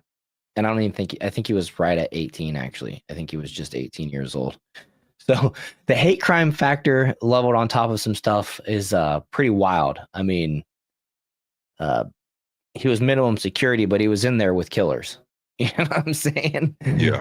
And so, yeah, the hate crime aspect of things is kind of like a force multiplier. And I certainly don't, he was a dumb 18-year-old kid. He did a dumb thing, apparently sticking up for his friend that was done wrong by another kid that, lived in that house or whatever. And there was a racial aspect to it. That was it. Right. Pretty stupid, but just the fact that the hate crime actually like weighs even heavier is just is weird. I don't feel like that penalty fit the crime, but whatever. Right. Yeah. I mean, going back to the original story, this guy, he screamed free Palestine, right? And I think he also said like from the river to the sea.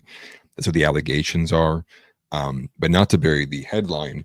The headline really here is that people are seemingly split on if this was a legitimate tragedy or if this was a false flag event. Not to say like, oh, it was all staged and these people aren't real people or whatever, but just to say, was this coordinated in an attempt to help win back some of the losing PR battle that's going on as it reflects with, the Israel-Hamas conflict going on, or what do they call it, the Gaza war. And I think of note, and I attached this in here too. So Harrison Smith breaks it down really well. He's one of the InfoWars hosts, so I added his little breakdown in there too. But also on top of that, I wanted to make sure I added the fact that Piers Morgan has been pretty hands off on this subject in particular. But when he was on a recent interview with Mehdi Hassan, and I can't remember the other individual, he basically gives like a 3-minute opening of like, I'm changed my mind on this. I think like I can no longer support Israel on this based on the things that I've seen in the last couple of days. Like, I can't do this. And again, if you remember when Tim Pool had met with Netanyahu, right, with like the private meeting, whatever you want to say. Yeah. The reason for that meeting was because they were concerned that the political sentiment that would be pro-Israel 20 years down the road was going to be like gone, like null. And he did that by pointing out the young growing Gen Z right is very anti-Israel, as well as the left youth has always been anti-Israel. And so he was basically saying, if we let this go on for 20 years and nothing changes with the messaging, you're not going to have any support in the States. And we've already seen that, it's been dropping since October 7th. And many people are arguing, majority of the InfoWars hosts, and I wanted to add that one particular post from Noctis Draven. And funny enough, when I first started YouTube, Noctis Draven only had a few thousand subscribers on YouTube. This guy has like hundreds of thousands now. So it's just cool to see somebody who like I was getting recommended videos for when I first started YouTube because his channel was similar to mine. This brother's like blowing up on YouTube, and he's largely been super vocal about this. But the thing of note here, right, is he blatantly is like, nah, false flag, and it got debunked. But if you scroll down and just look at the engagement of this tweet, 125,000 likes with 3 million views. It is clear that many people, especially those who are on X, obviously agree with this sentiment here, which is they think that this is BS. But Noctis Draven isn't a leftist. This guy's been a right-wing commentator for, at least as far as I know, the last like 2.5, 3 years. Oh, it's interesting. And this was his response to Netanyahu, basically saying the phrase "Free Palestine" is today's version of HH. I'm not going to say it because YouTube doesn't like that. But HH, if you can't read it on the screen, Kanye just had a song that came out and said the same thing. So I think you can figure that out. Right. Right. Check the Discord out. Right. Yeah, but that's what got me. I mean, I even included this in the video I had made yesterday. I was just like, I mean, I was utterly like mind blown seeing it. Well, for one, like, because I was familiar with the name and I saw that, then I saw the millions of views. I'm like, how big is this guy now? And I was like, oh, this guy actually kind of like made it a little bit. Right. But it was seeing like that many likes on that. I mean, it's clear the sentiment is there. And, and I think, again, Harrison Smith, and quite honestly, maybe we want to play the Pierre's one first, because I think hearing it from him and giving his like his perspective of why there it is. Like, I didn't see it for a second. I was like, I don't think it's in here, but yeah, there it is. I will say real quick, just in case folks, because I kind of cut off the intro a little bit. If you don't know what this guy did, the incident is that Rodriguez allegedly flew from Chicago to DC on May 20th for a work conference. He illegally transported his 9mm handgun in his checked luggage, and he bought a ticket to the museum event 3 hours before it began and was seen pacing outside the venue. Surveillance footage shows him firing at a group of 4 people, continuing to shoot the victims at close range until they fell, and reloading to fire again, with one victim attempting to crawl away. 21 spent casings were recovered at the scene. After the shooting, Rodriguez entered the museum, initially posing as a distressed bystander before admitting to security, "I did it." He was detained by event security and arrested by police. And if I remember correctly, he kind of sat there calmly and waited for the police to just come and arrest him. Yeah, he sat on the bench. Yeah, right. So sorry, I just wanted to make sure folks knew what exactly we were talking about. And apparently, I think 2 ended up dying. Is that right?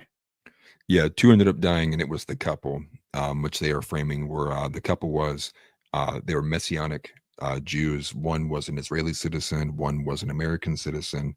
The one from Israel was the older, the male. The girl was the one that was from America. Okay. But they were both Israeli embassy staffers. And another thing of note here was also that they had said, allegedly, that he said, Elias Rodriguez, said he was inspired by the event that happened earlier, which I believe was around last year at this point. I'm losing track of time. When the other guy, I think his name was Aaron Burnell, self-immolated in front of the Israeli embassy. Mhm. When he lit himself on fire. He said that was an inspiration to him. So he kind of connected those dots. And again, that's also why I titled this, right? Like, this is, I mean, if the story is true, right, and we're going to operate with a healthy suspicion that it could or could not be, that, whether it's a false flag or coordinated or not. With that, though, you have clear, like, they're threading a line here of like, oh, he was clearly inspired by this guy, and you have now the rhetoric pairing with a free Palestine, and you also have people who are fearing, like, is this going to and then turn into a way to start breaking down certain things with free speech, right? And like they have been, right, with HR 6090. I'll always bring that up, directly outlawing different portions of the Bible, because it would fall under the IHRA's definition of anti-Semitism. And that's kind of stuff is like, that's what I'm most fearful about. I fear the government overreaches and the government, utilizing moments of fear and crises to push forward legislation rather quickly while they have the momentum of the sentiment that's there.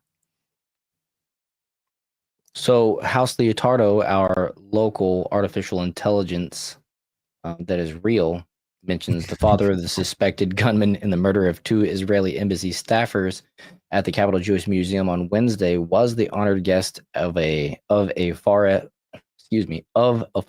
left lawmaker at President Trump's joint address to Congress back in March. I did also see this. So I appreciate you for adding that, and good to see you there, House.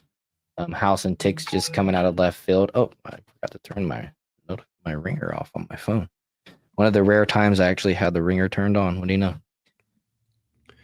Never fails. You're always recording or on a stream. But then House followed up and said Elias Rodriguez was our guest during the president's joint speech to Congress, but we don't know his family. A spokesperson for Rep. Jesus Chuy Garcia. Interesting. Okay. Yo, what up, Steve? Steve's big late. No, it's good to see you, bud. You were here on time last show, so I'll forgive you. Right. King Solowing says on Asmongold's channel he was watching the news about Hassan Piker and another creator talking about killing political figures 2 days before this on a live stream with 20,000 people. Yeah, that's another aspect that I've heard about this, that Hassan Piker is getting some backlash and some blame over this incident. If I recall correctly. I didn't really delve down the whole thing, but yeah, I heard that he is kind of being dragged into this. It's well, I think it's so Asmongold's also not even just framing it with Hassan being an issue. It's also in light of like the Twitch TOS. Because I think there's another person who's on Asmongold's like label. His name's like Tectone. King, you can probably correct me if I'm wrong. Yeah, I think you probably know that more than I do. With like ODK or whatever their group is with, where he's like coming out against Hassan because apparently this guy was like suspended off of the platform for like a few weeks for like some kind of like minor like language usage. And then, but Hassan is out here talking like full length, like going the distance, exactly how King Solowings is saying it, and nothing, right?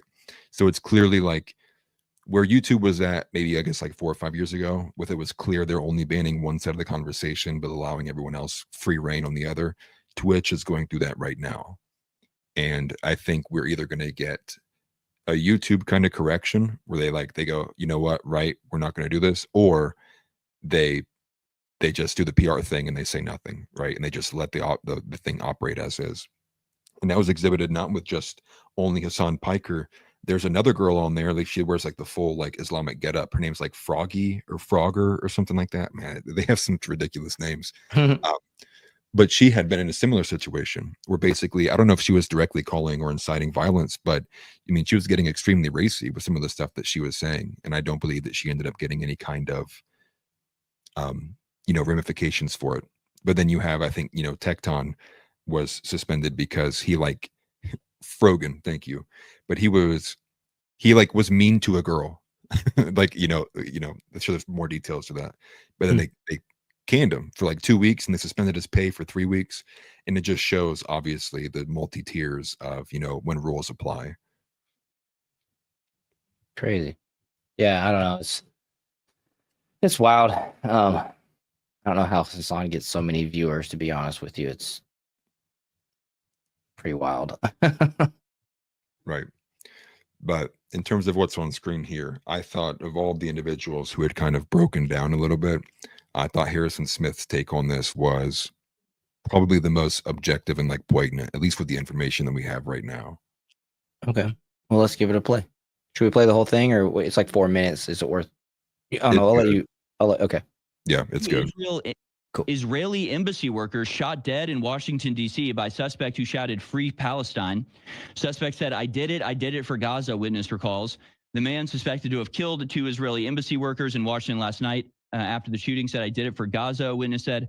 Kaylee Kasheler, the 29-year-old jewelry designer who witnessed the shooting, told Reuters that she was at Capitol Jewish Museum to listen to a panel on humanitarian aid in Gaza minutes before the gunshots were heard outside at around 9 p.m. local time. This was a targeted murder. I mean, I think most people that I've seen are saying this is some sort of false flag attack. I don't really know. I mean, honestly, this was incredibly brutal and stupid and pointless and senseless and vicious and horrifying.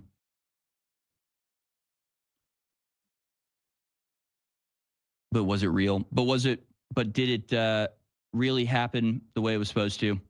The way that they're saying that it did? I personally just can't. I just don't understand what the motive would be here. I mean, you have to know. Well, if they got it on camera. Entirely serves the purpose. Not the motive. Of Israel. Entirely. Yeah, I guess he's more so saying like the motive would, as it's told right now, is like he's just hate. Like he just hates people.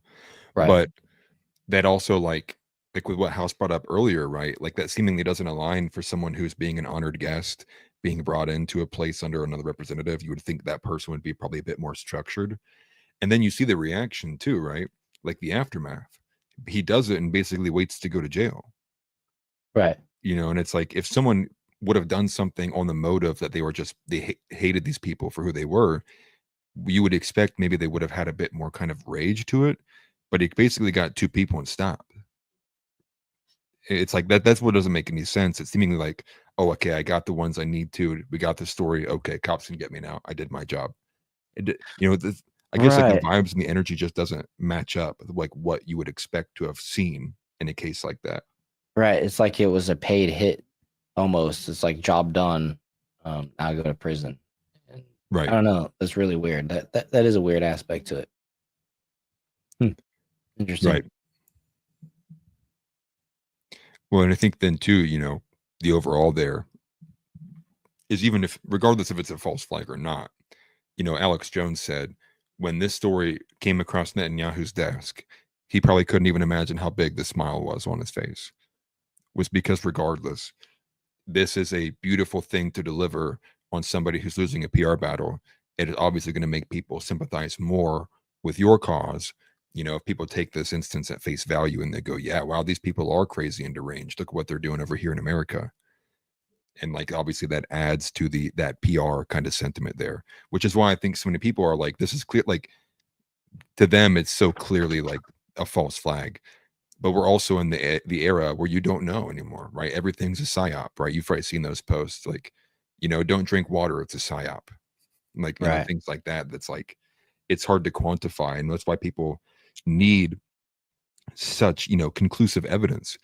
And I think even at length too, when you see like these AI video generations, right, with the new VO and things, we're probably going to get to a point here soon where video evidence, like generated video or video at all, is not going to be admissible in court because we might not have the strong enough ability to tell if it's AI or not. Yeah, it's crazy. And that'll be a crazy way of like for court cases to get handled, because most often we've lived in an area where video evidence is damning. Yeah. Like you got them on video, it's over. But that might entirely change with the way the AI is going to, change the game. Yeah, there's going to have to be, I'm sure there'll be video evidence still submitted, looked at, but then it'll have to be analyzed if it was created. See, the problem with that though is I could sit there and edit a video and do whatever to it and then re-record over it and just basically play it and record and make a whole new video of it that's just a straight up beginning to end, no editing. So Right. it's like recording over recording over recording. How can, like, I don't know if you can a person still verify if it's AI or, you know, the levels to it, how it was created kind of type of thing. I don't know. Right. Over my head, that's for sure. But I do know there's some like AI detectors out there and stuff. But if you're talking about putting somebody behind bars or essentially, or maybe death penalty even, that video evidence is going to have to be heavily verified in the future. That's for sure. Yeah, and that's the one thing too is I've not seen video of this instance yet. But you know, if I'm thinking of a similar one, right, with Luigi Mangione, we had, I mean, the video is on the day of that security footage was up where you could see that instance play Yeah, out. yeah, Which is that's also a making me good point. think, where's the video of this? If they did get it, that they're saying it's on video, you would think it would have already been on the internet. People would have been seeing it, and it's like, oh, I see what happened here. Well, that's a good point because that did pop into my head when we were watching, when I was reading through it, and it's like they have the footage of the guy pacing around outside and whatnot or whatever, and they know it's there and bought his ticket 3 hours ahead of time. They know quite a bit of the details apparently, but yeah, I don't know. It's weird. Right.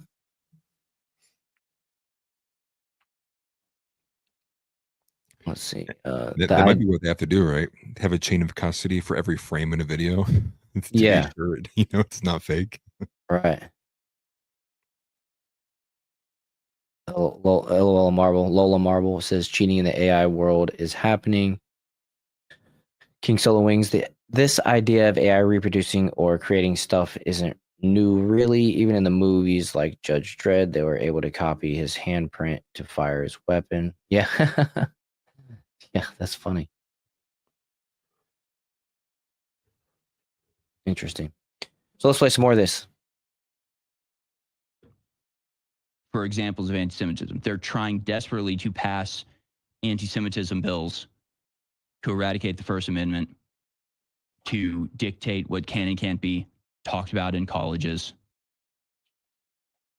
And there are not a lot of examples of real anti-Semitic attacks. I guess this is one.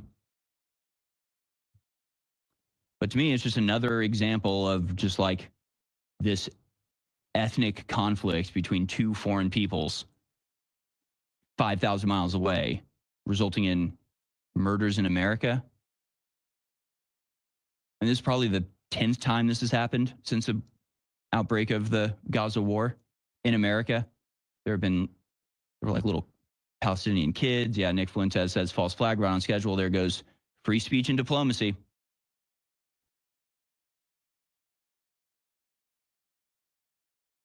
Rodriguez is a 30-year-old Chicago native, graduate of the University of Illinois with no previous criminal record. He's an active member of far left Marxist pro-Palestinian group called the Party for Socialism and Liberation. Okay, yeah, so he's a socialist idiot. Again, it's like what? I don't know. Do they just not have the ability to think in second order effects? Like, you did it, guy. You did it. You killed two innocent people. You killed two innocent young people who had nothing to do with the conflict. And it seems like just the point was to do this on the embassy's property, right? Kind of create an international stir because the embassy is essentially like Israel's land. It's well, this happened. It happened in front of the Capitol Jewish Museum. Oh, it was the museum, so it wasn't the embassy. That's right. Okay. Yeah, and even with that too, like there's a couple of things that don't add up as well. Like I believe that supposedly, initial report that I read showed that the event actually ended 6 hours before this instance had happened. Like the whole thing was closed before then, so like some of that's like also not adding up. The timeline doesn't make sense. But again, you know, hopefully in the coming days, you know, we'll get somebody who, you know, has a better breakdown. But I'm just like, I think at first glance, I think most people feel the same way that Harrison is. It's like, this doesn't make much sense at all. We're in a position where we got to take, I guess, your word for it. Right. All right. I'm gonna play more. Who hadn't killed anybody. Yeah, now all your friends are going to get deported, basically. Now all your friends are going to get deported, and it's going to become that much more difficult to argue against the thing that you claim to be fighting against. You absolute moron. So again, I see people, questioning this in a variety of different ways. I just think it's senseless violence. And again, I we can get into what's happening with Israel here, because it is absolutely horrific. This is the thing. It's like,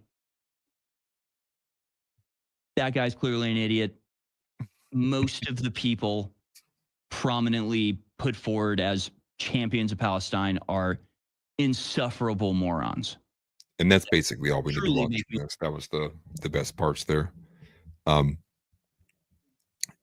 again, right? This Like, guy was born and raised in Chicago. Sorry, I'm just thinking through. Go ahead. no, you're good. I think that's kind of the general sentiment I have is like, I don't really know one way or the other. Like, I think Tex even said here like 50-50.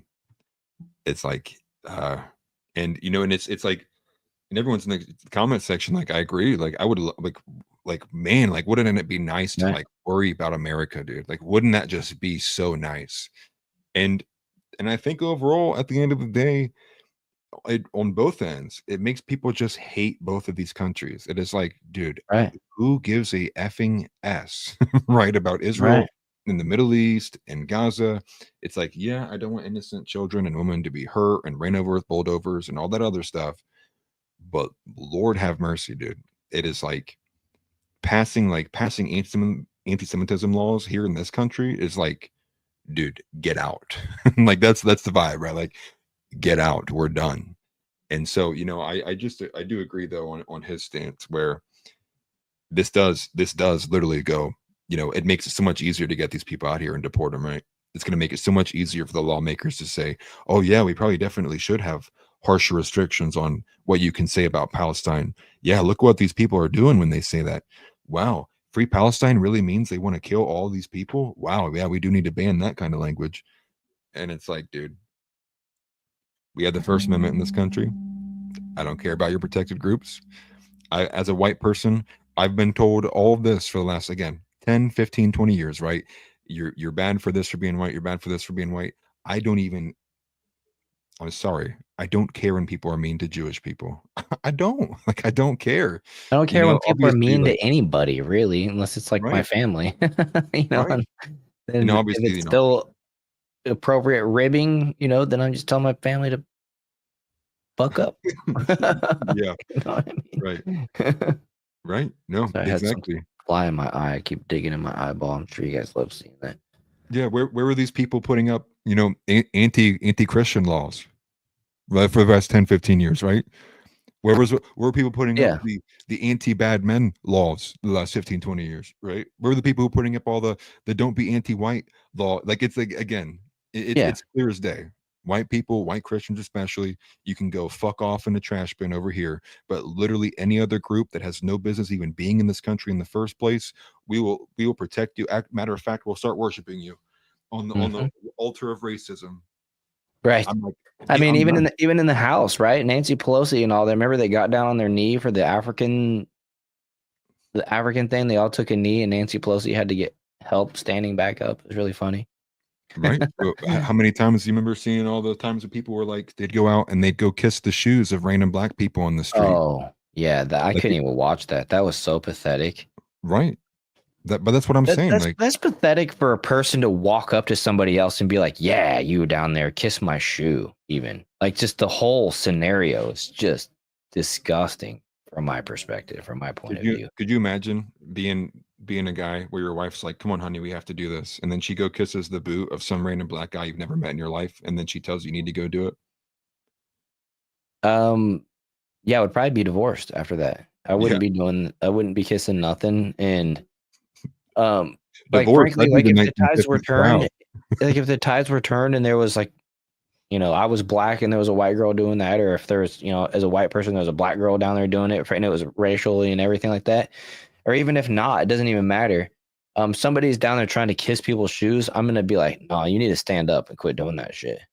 You need to like you're better than that. Like you need to your self-worth is better than that. Like seriously, you need some motivation and what you're doing is very unhealthy for your brain, your mind, and it's toxic for your your life. So you need to really cut that shit out and quit being like that. You know what I mean? But that's just me. I'm certainly not gonna walk up to somebody and be like, "Yeah, kiss my shoe, white man. You owe me." Yep. You know what I mean? Your ancestors were bad to my ancestors, not even knowing who my ancestors were or their ancestors. It's just so stupid. Like I said, most of the people that are living in the United States right now migrated to the United States post slavery era. So I mean, it's just like it's just such a blip in the history that's magnified just way out of proportion.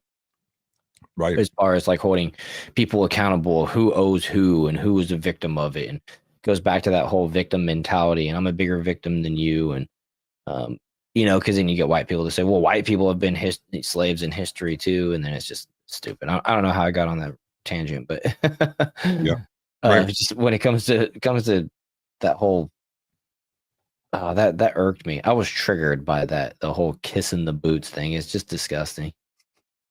But again, that's what I was talking about earlier, the counterpart of men, right? The rallying cries of men. That's what they would do, right? You even see it in like older movies as well.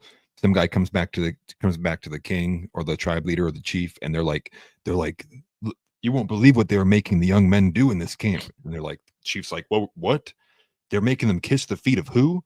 They're like, all right, boys, come on, right? And they grab all their swords and they bang their shields, and they're like, we're going to annihilate this tribe. And but all you can do as a man nowadays is just kind of quell the rage, be like, yep, that really pissed me off. How can I like not think about it and ignore it and put it in a box? And hopefully someone else can deal with that over there, because if I act on it, I'm going to jail. Yeah. And then if it happens the other way around, right? Oh my gosh, can you imagine the news, right? Whites are making blacks kiss the feet of them. All of them go to jail. Oh yeah. All of course. For hate crimes. Of course. Even if the blacks had a sign saying I apologize for this or whatever, you know, just the exact role reversal. Right. Dang. Yeah, sorry about that, TNT. You know what's funny is I actually checked before the stream to make sure that the filtration was set to none on the comments, and it's still getting you. That's YouTube. That's not us by any means. They'd send the National Guard. They would, dude. They'd send in the Marines. You'd have Navy SEAL Team 6. I heard some white was being racist. Right. You'll get taken out to Waco all over again. For real. Yeah, TNT, it's YouTube for sure. I mean, was that what they were expecting, right? Were they expecting that at some point all of the white people would just lay down and take it until they were exterminated off the face of the earth? I mean, to me, that's just like, I wouldn't expect any race to lay down and just take it, right? And I imagine, especially when you get close to like you're about to really, you know, finish a race off, that last final 1% will probably be the worst, you know, the worst rough bastards you probably try to take out of the whole group in the first place. It just is so dumb. And it's like, at the end of the day, right? Name whoever group you want to, right? We'll say globalists.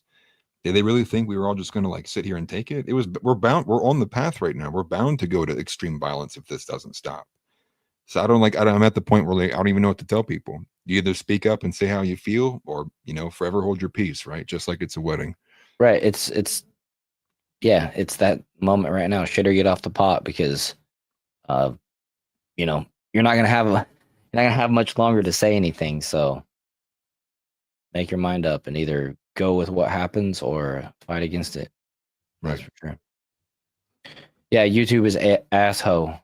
Their TNT. That's funny. But I did want to, before we move on to something different. Jamie says raw dog. She wants TNT to get monkeypox from YouTube, apparently. Yeah. Gay. Yeah, Tex, you're right about that. I don't think they want to have yet another reenactment of what happens when you push white Christian Catholics up against the wall. No recorded losses yet, you know, and let's just be real. Yeah. And someone fact checked me on this too. I want someone to fact check me on this because I heard this from a debate the other day. And this will just be the last thing for you watch it, Piers Morgan. It was told to me in this debate, or I guess I listened into this debate, that black on white rapes in America was around 15 to 17,000, somewhere in that ballpark. White on black rapes was 0. I heard that and I was like, really? 0? That's what I heard in this debate. So somebody definitely fact checked that number, because that to me was like, that's insane. Like, that's a statistical anomaly, right? If you had there was no report or there was no instance of this crime going the other way, like, that's crazy to me. Yeah. King's like, yeah, they're ugly. Come on, King. We're trying to be nice. Dude, King, you're going to get a 10-minute ban.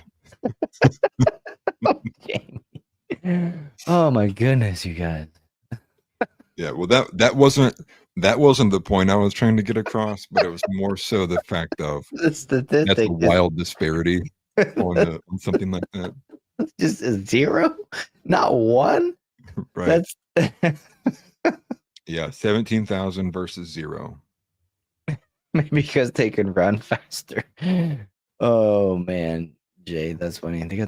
I've always heard that since I was a kid, that the black folks got an extra leg muscle or something like that. It's probably super racist for me to repeat nowadays. No, so actually, so genetically it's faster. What is it called? It's the quick twitch white cells. Or something. Oh, okay. Yeah. And then when people actually the white muscle fibers, I think, is how it is. Yeah, but they're differing. So like, yeah, there's the quick twitch. Yeah, I know all about it. Yeah. Yeah, and white people have like the strength ones, and blacks have the fast ones. This is why when you look at strongman competitions, it's dominated by a bunch of white people. Where when you see like running competitions, it's dominated by black people. Right. Huh.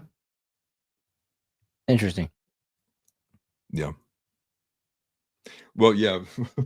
Moving on.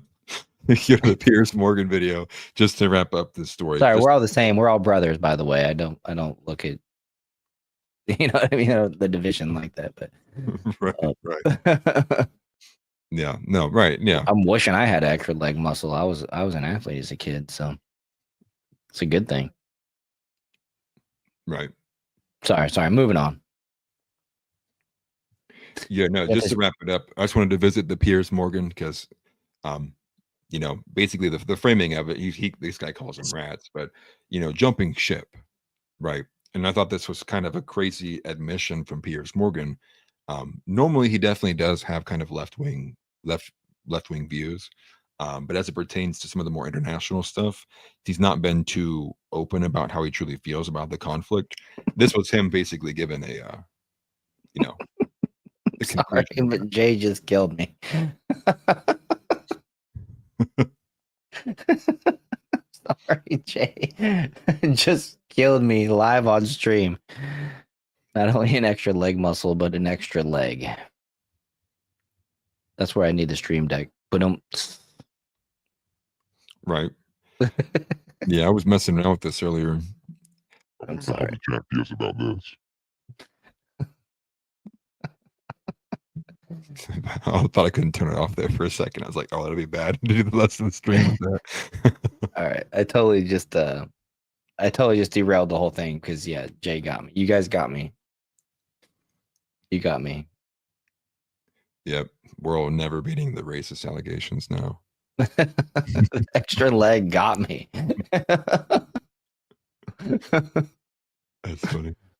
All right, so let's play this by Piers. I'm sorry. I hope you set it up properly. I don't even know what's going on. No, you're good. No, again, Piers Morgan given his take of why he can no longer support Israel. That's basically the clip here. Okay, so here we go. You and I have talked about this war in Gaza for ever since it started, this phase of the 75-year conflict. And I have resisted going as far as you have done in your criticism of the Israeli government. I resist no more. I think we've reached common ground about what we view is happening and has been happening through this period of this blockade, which frankly is just starvation of the people there, including so many innocent young women and children. And I think that the incessant bombing and killing, and we don't know how many civilians have been killed, but it is on a daily basis. It looks like hundreds of people every day, with no apparent attempt, it seems to me, to have any real plan for how this ends or what happens when it ends, other than if you look at what Smodrich has been saying, probably the most right-wing member of a very right-wing government, he is talking in a genocidal language about kicking all the Palestinians out. So I think you and I have reached a place in the last few weeks where we are in agreement. But my question for you, Mehdi, is how does this end? I don't know the answer to that question, Piers, and I'm glad we're in agreement. I wish we weren't. Actually, I wish I had been wrong and you were right. I wish that a year ago when I said on your show, you said, well, if it's not about the hostages, what's it about? And I said, it's about depopulating Gaza. It's about conquering Gaza. I wish I'd been wrong. But as you said, Bezalel Smotrich, the finance minister in the Israeli government, said this week, we are there to conquer, cleanse, and remain. Those are his words. We are disassembling Gaza, he said. We are leaving it as piles of rubble. He says, we're doing something that no one's done in the world before. He bragged out loud, and he said, yes, the Gazans will have to leave. So all of those things are stuff some of us were saying last year. I wish we hadn't been vindicated in this horrific way. The killing is ongoing. The starvation is ongoing. And look, I do hope that a dam is bursting. You mentioned the genocide word. Shmuel Lederman, who is an Israeli researcher of genocide, spent much of 2024 saying it's not a genocide, it's not a genocide. He was interviewed by a Dutch newspaper last week. He said, I've changed my position. It is a genocide. He said, in my field, there's a consensus among genocide scholars that it's a genocide. In fact, that Dutch newspaper interviewed 7 leading scholars of genocide. Every single one said, we think what's happening in Gaza is a genocide. In fact, this week, Piers, you have an Israeli former general, Yair Golan, saying a sane country does not attack civilians, does not kill babies as a hobby, and does not expel civilian populations. That is Yair Golan, the former deputy chief of the Israeli military, prominent Israeli politician. He was a hero on October the 7th, fought Hamas himself on October the 7th. This is what he said this week. And to add to that too, I can't would stand that even guy. go so far as to say, because there are, so I believe it's the ICC, right, which is the International Court of Courts. I think that's the right acronym. And many others are basically like waiting, essentially waiting for this war to be over because they're going to try Netanyahu for war crimes. And so Alex Jones is saying, like, that's no motivation to end the war either, right? You'd want to prolong this so you didn't have to go face trial in court or even have to deal with something like that. Yeah. So kind of similar to when the situation with Zelensky, right? Where Zelensky's got really no motivation to end it because that would mean he'd have to get rid of martial law, go back and reinstitute the democratic voting process. And Right. They'd have an election immediately. Right. And they so, will have an election immediately as soon as that war is over. Yeah. Right. Yeah. So there's some similar parallels to there too. But I just thought it was something of note. Someone who has talked about this issue, gosh, I don't know, for a year straight, finally then now says, after riding the fence for so long, now comes out and says, like, I got to take your side, Mehdi, which is pretty rare for Pierre's, like, on air in the middle of a debate like that, to take someone else's side on the panel. At least to such a degree, and not having any kind of like nuance of disagreement there. I mean, he full on basically deferred to Mehdi in that during that little exchange. Right. Which is weird. I can't stand Mehdi Hassan. The dude just seems so arrogant. He's not even willing to like entertain the thought that he might be wrong about something. Every single conversation that he engages in that I've seen is just so disingenuous. It's not even a legit debate. But Right. Seeing all the comments in the chat calling Piers a pussy and stuff like that, it's just, I agree. You know what I mean? Even if, whatever, it's just weird. Then he went on, he censored Steven Crowder this week, which is Piers Morgan Uncensored is the name of his show. Yeah. Which is a whole nother story, but so yeah, Piers is, kind of taking a few hits this week, I guess, but anytime Mehdi Hassan I told you so, it's a bad day. It's a bad day. Right. And it's funny too. And I like to see that Trump has been separating himself from Netanyahu. If Netanyahu wants to go ahead and fight with Iran by themselves and all that stuff, I think it's gonna help America solidifying that America first kind of perspective and standard. As long as Trump doesn't change his stance and all of a sudden want to get involved. But Right. Yeah. You want to fight Iran? Go for it. We ain't helping you. right, Do it. right. And then, whenever they start bombing you back, don't expect a bonus check for us to replenish those missiles of your dome. We're building our own dome over here. We're gonna have our own golden missiles. Gonna be laced with gold. When the bombs go off, they go off over your neighborhood. Yeah. Did you see that China? Might want to have a metal detector. A lot You of see gold. China was begging for us to not build the Golden Dome. You're foiling all of our plans. Yeah. Wow. Did you guys hear China was concerned that we were building a defense system? Like, oh wow. Like, I wonder what your concern is. Like, get the hell out of here, dude. Like, Yeah. and I hope, and the thing is too, like, obviously America is so much bigger, so it's not going to be nearly as, that 100% success rate that they boast with the one that they have there in Israel. But still, even if it's like a 50%, it's better than having nothing. It's better than the fact that we built another country to have a golden dome, Right. an iron dome, and we don't have one at all. Like, that's just insane. Yeah, I agree. Some type of missile defense, at least up the coasts. Something, right? Right. Yeah, King Solo Wings. First, we need to stop dual citizenship for anyone, especially political figures. Yeah, I'm down for that. Right. Yeah, which is it's such an obvious conflict of interest, right? Like, you're telling me you're a citizen in both countries, like, and that was part of the whole thing with like the HR 6090, right? In particular, as it pertained to dual citizens from Israel, was your speech could be considered anti-Semitic and fall under those hate speech guidelines if you would dare say or question that an Israeli citizen who was also a dual citizen with America may be more loyal to Israel. Like, that is insane. That is an obvious implication if you are a citizen in both countries, right? Because, like, why would you maintain citizenship elsewhere if you're living here? It's clear to know that, like, you at least have split loyalty.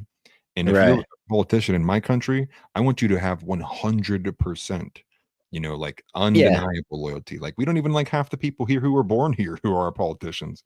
What do you think? You Right. got a better shot? You're born in a foreign country. Get out. For real. Like, what? For real. Yeah, I agree with you. I mean, that rule that goes with that applies to the president should apply to pretty much everybody at all levels, as far as I'm concerned. We can't find enough of American-born citizens to elect as our own representation. Like, come on now. Right. No, exactly. Like, all of a sudden, we need to have these people that are speaking English as their third language. Just like, dude. Right. Maintaining like you said, maintaining the citizenship in these other countries so they can go home if they want. If they mess up here, they got an out. I don't know. I don't like the lack of commitment. Right. And I guess to move on, we got another smaller story, which I guess is in the same line of what we've been talking about. But I don't know if you had saw it, right? Brittany Griner made her put herself in the news again. Yeah, I didn't see Brittany Griner did, but I saw that the WNBA is they're grasping at straws, holding on by a thread, if they ever had a thread in the first place, considering they've been subsidized by the NBA Right. from the get-go. They never actually been like made enough money to sustain their own league since inception. But Yeah. I see we posted up here. You got this post here. The Breaking Brittany Griner captured on live TV, purportedly calling Caitlin Clark trash and an effing white girl. And it's funny. I didn't even know about this story, but like everything that has to do with the WNBA must revolve around Caitlin Clark. And it's funny because Right. these other women are they know Caitlin Clark is the headline. Make beef with Caitlin Clark, your name will get some run. You know what I mean? And it's just incredible how valuable Caitlin Clark has become to the WNBA and its relevancy in her, short, 1 year and couple weeks stint. They're only a week or two or so into her second season. And yeah, it's just funny. I didn't even know it was with Caitlin Clark. It was like, I was like, oh, Brittany Griner, huh? Okay. oh, starting shit with Caitlin Clark. Makes sense because Right. everybody hates the straight white Caitlin Clark. It's too bad that she went kind of woke last year and didn't take like a hard stance on the political thing or anything like that. She was just like, took the easy way out. I'm just a basketball player, blah, blah, blah. King Solo Wing says this dude didn't know he was being recorded. This is just a cherry on the racist cake. Yeah.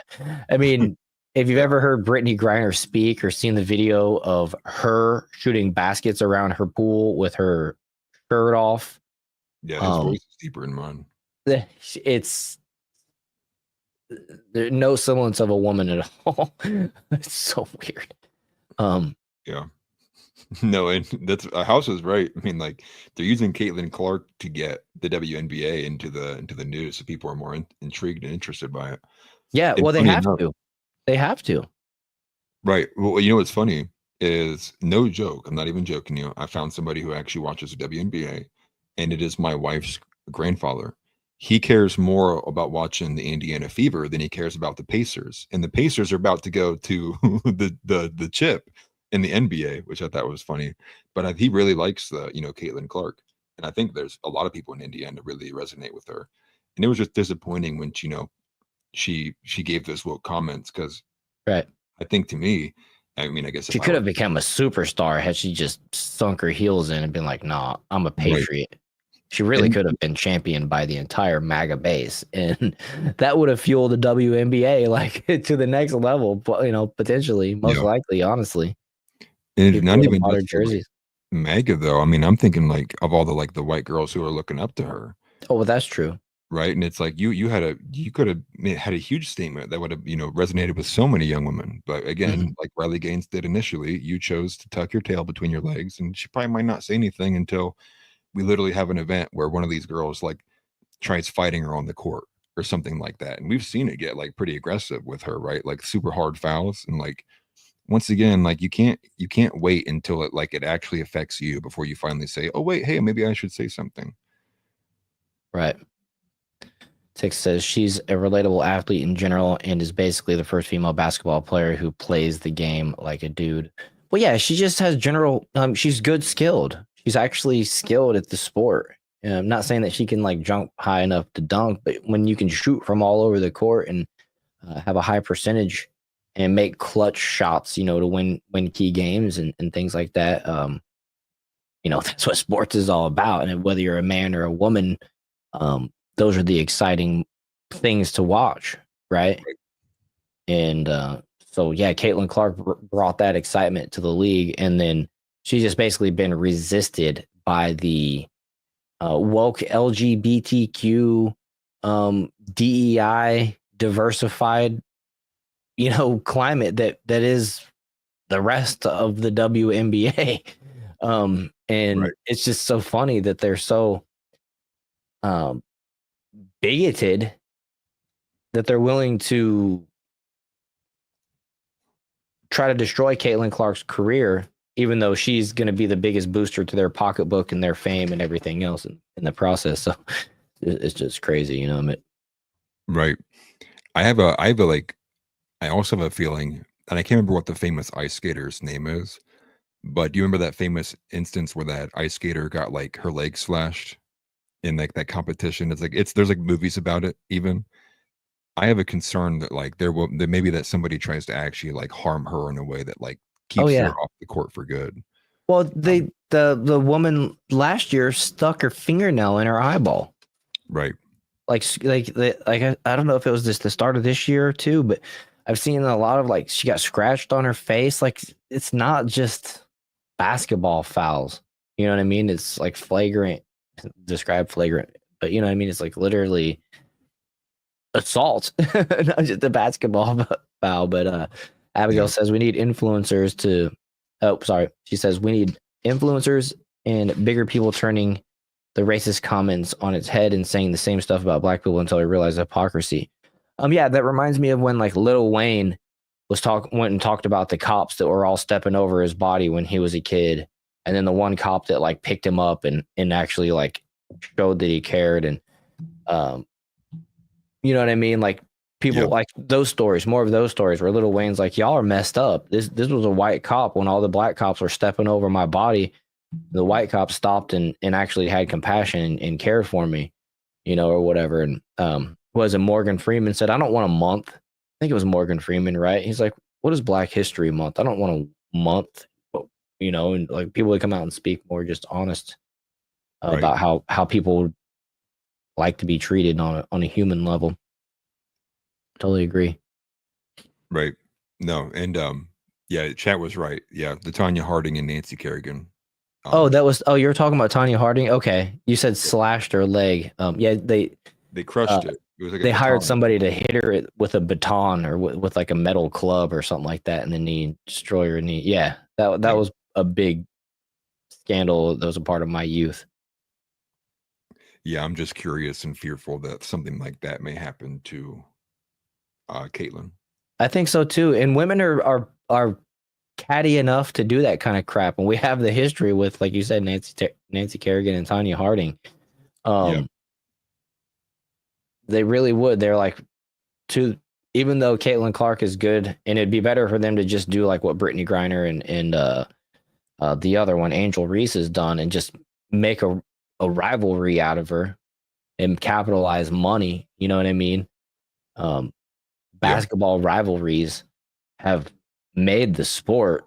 I mean, what you had Magic and Bird. I was gonna say it was Magic and Bird. I think might have been the very first one where they like started marketing individuals against each other rather than teams against each other. Because I remember there was this pivotal point in the NBA's history where they started marketing individuals rather than the teams, and it sent the league forward exponentially. It was a force multiplier or whatever.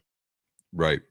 And so that's the blueprint that they should be trying to follow, especially with a talent like Caitlin Clark. But like you said, I think there's that pettiness that could lead to her end up getting hurt or just being like, you know what? I'm better off not playing. These women are trying to hurt me. These women hate me. And I could just go to the booth and make 6-figure contract announcing these games instead of being in them, and retire with my single season records and let them have fun in their own game. Crabs in the bucket. No, exactly. But I do have to jump off. Okay. Oh yeah, it's 9:04. Dang, show went by fast. Well, here, let's play this real quick. I don't even know what she said. We kind of set it up and talked about it, but didn't even actually like play the video. I don't know what she said. Effing white girl. Oh, I see. Okay. Yeah. It's the rip bleeding. Or You lip know, bleeding. the effing white girl. How? It's a hot take. That's racist, right? See, I'm so used to it. I don't even care. Right. But I'm just saying, like, if it was the roles reversed, if Caitlin Clark said, effing something, I don't know, like, Yes. kicked out of the league, right? kicked out of the league, like honky, cracker. What are some good ones, man? I mean, just replace white with black and have it coming from Caitlin's mouth instead. What would the reaction be? I don't know. It's just a thicker skin. It's just a thicker skin thing, man. Some people have thicker skin when it comes to this thing, and others like to play the victim. And society tells us which one gets you further right now these days, and it's a shame. Yeah, I see the King Silver. Yeah, it's not a slur, but what would it do to her career, right? They'd call her they'd call her a white supremacist and everything else that they could. So you got to tread lightly if you're a lighter skin nowadays. What's funny because King Silverwing says, "Oh, okay. So does anyone know where Atlas goes at this time? Anyone?" And it's taking care of my 6-month-old daughters. He goes to breastfeed. Yes, I prepare the milkers the whole time during the show to get him ready. No, that way I can go out and see her. Because otherwise, on my schedule right now, like I literally see my daughter for like 10 minutes in the morning, and then I see her for like 10 minutes at night. So I'm trying to like, avoid that. Abigail Shepard says, hopefully helps me take care of our daughter. You see, she's already yelling at me. Do you see why I have to leave? She's gonna stop paging you on the phone, just come to chat and be like, yo, it's 9, get off. No, I do have texts already. Thank you. Somewhere. I see them. Thank you. I saw you looking at your phone. I thought maybe but thank you for loaning us your husband there, Abigail. We appreciate it. We really do. Right. I guess I can do it for a second if you want to see her on screen. Let's see if I grab her. I'm going to show her a little bit. Okay, cool. TNT says, go sit courtside at the NBA game. You can't take kids there. It's the N-bomb every 10 seconds from the players. Right. Oh, yeah. There's no like, maybe I shouldn't say that when it comes to that word, unless you're you know what I mean? It's almost like try to say it as much as I can because I can. King Solo Wing says, go grab that baby. Oh, we got a baby. Say The hello. little one. Or hello. Say hi. Hello. Can you hear me? Hi. What's he saying? Hi, cutie. Wait, you're not supposed to do baby talk. Hello, little one. You're a baby. Aren't you cute? No. She was in a bad mood too. She'll probably start yelling here in a second. He says, oh, wait, I'm bored already with that guy. He's got a bigger beard than you. Yeah, right. Okay. But yes, appreciate everybody for being here. And I will see you guys on Monday. Yeah. I was going to say, chat, do you guys want a stream on Monday with it being the holiday or not? I'll let you guys just quickly be the deciders of it, and then I'm going to wrap it up. I love all the chat, the nice, kind words coming in chat right now, you guys. Yes, thank you very much. Appreciate it. I'm seeing them all. I'm not putting them on screen because there's just so many. You guys are great. We got a great community around here. I remind everybody to join the Discord. That link is in the description. You know, like, subscribe, all the socials, all that good stuff. She must get it from her mother. Yeah. She's dying to touch my microphone.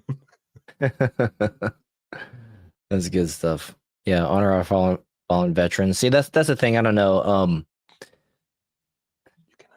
A lot of people are taking a break, so it's an opportunity for us to, you know, gain ground on those that are taking a break. But also, there's an honor for our fallen veterans on Memorial Day, and so I don't know. Just want to be respectful.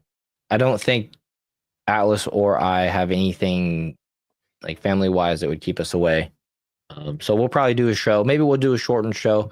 But yeah, you guys can be on the lookout for us on Monday at the same normal time to start.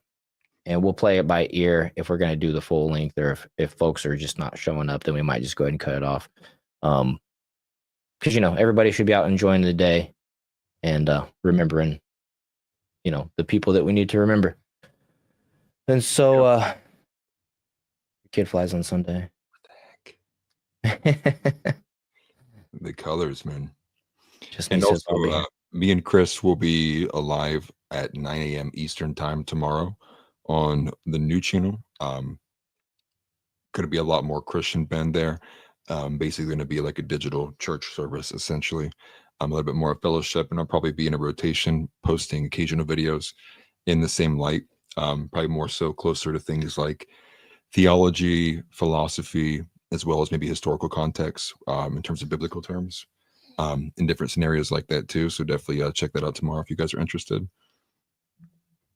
Yeah, Tick says, what's the new channel? What was it called again? It's Walking with Grace with ANC and Friends. I believe it's got a longer name. I will put it in the Discord. I think Chris might have already put it in the Discord, but I'll put it in the Discord when I get off of here. Jay says, Walking with Grace. Jamie says she'll be there in the morning. So it's in the morning. I saw that it was scheduled for 8:45 p.m. tomorrow. Oh, really? No, 9 a.m. is when we're doing it. Okay. He must have just tentatively scheduled the video because I thought I saw the live was already scheduled on my homepage. Tell them I'm starting.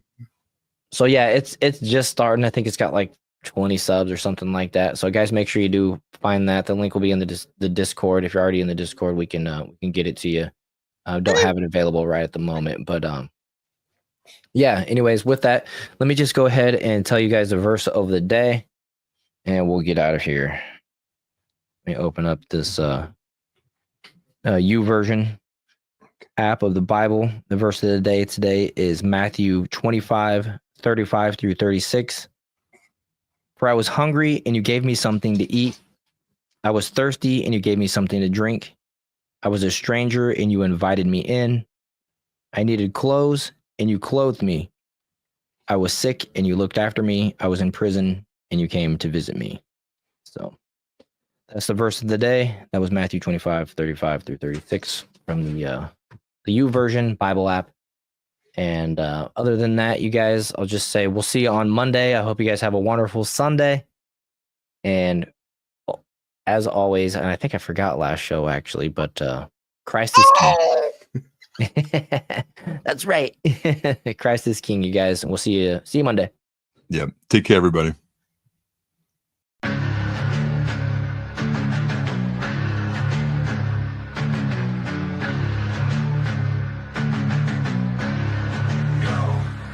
Let's war rolling and let's talk. We here to bring the truth. Jar open this podcast. We breaking through the fake news. They try to silence us, but we will be subdued.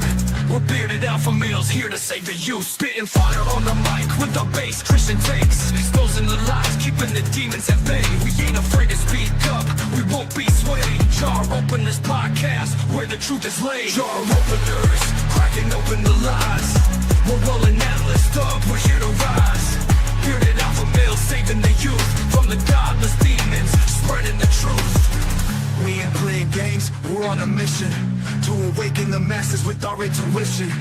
Pulling out the corruption with no inhibition. Jar open this podcast, sparking a revolution. We're not afraid to stand tall in a world full of deceit. We're the voice of reason, bringing light to the street. Keeping it real, never missing a beat. Jar open this podcast where the truth meets the heat. Jar openers, cracking open the lies. We're rolling Atlas up, we're here to rise. Bearded alpha males saving the youth from the godless demons, spreading the truth. Jar open this podcast where the truth will never cease. Join us on the journey to bring back peace. We're rolling Atlas up, fearless in our release. Jar open this podcast where the lies will decrease.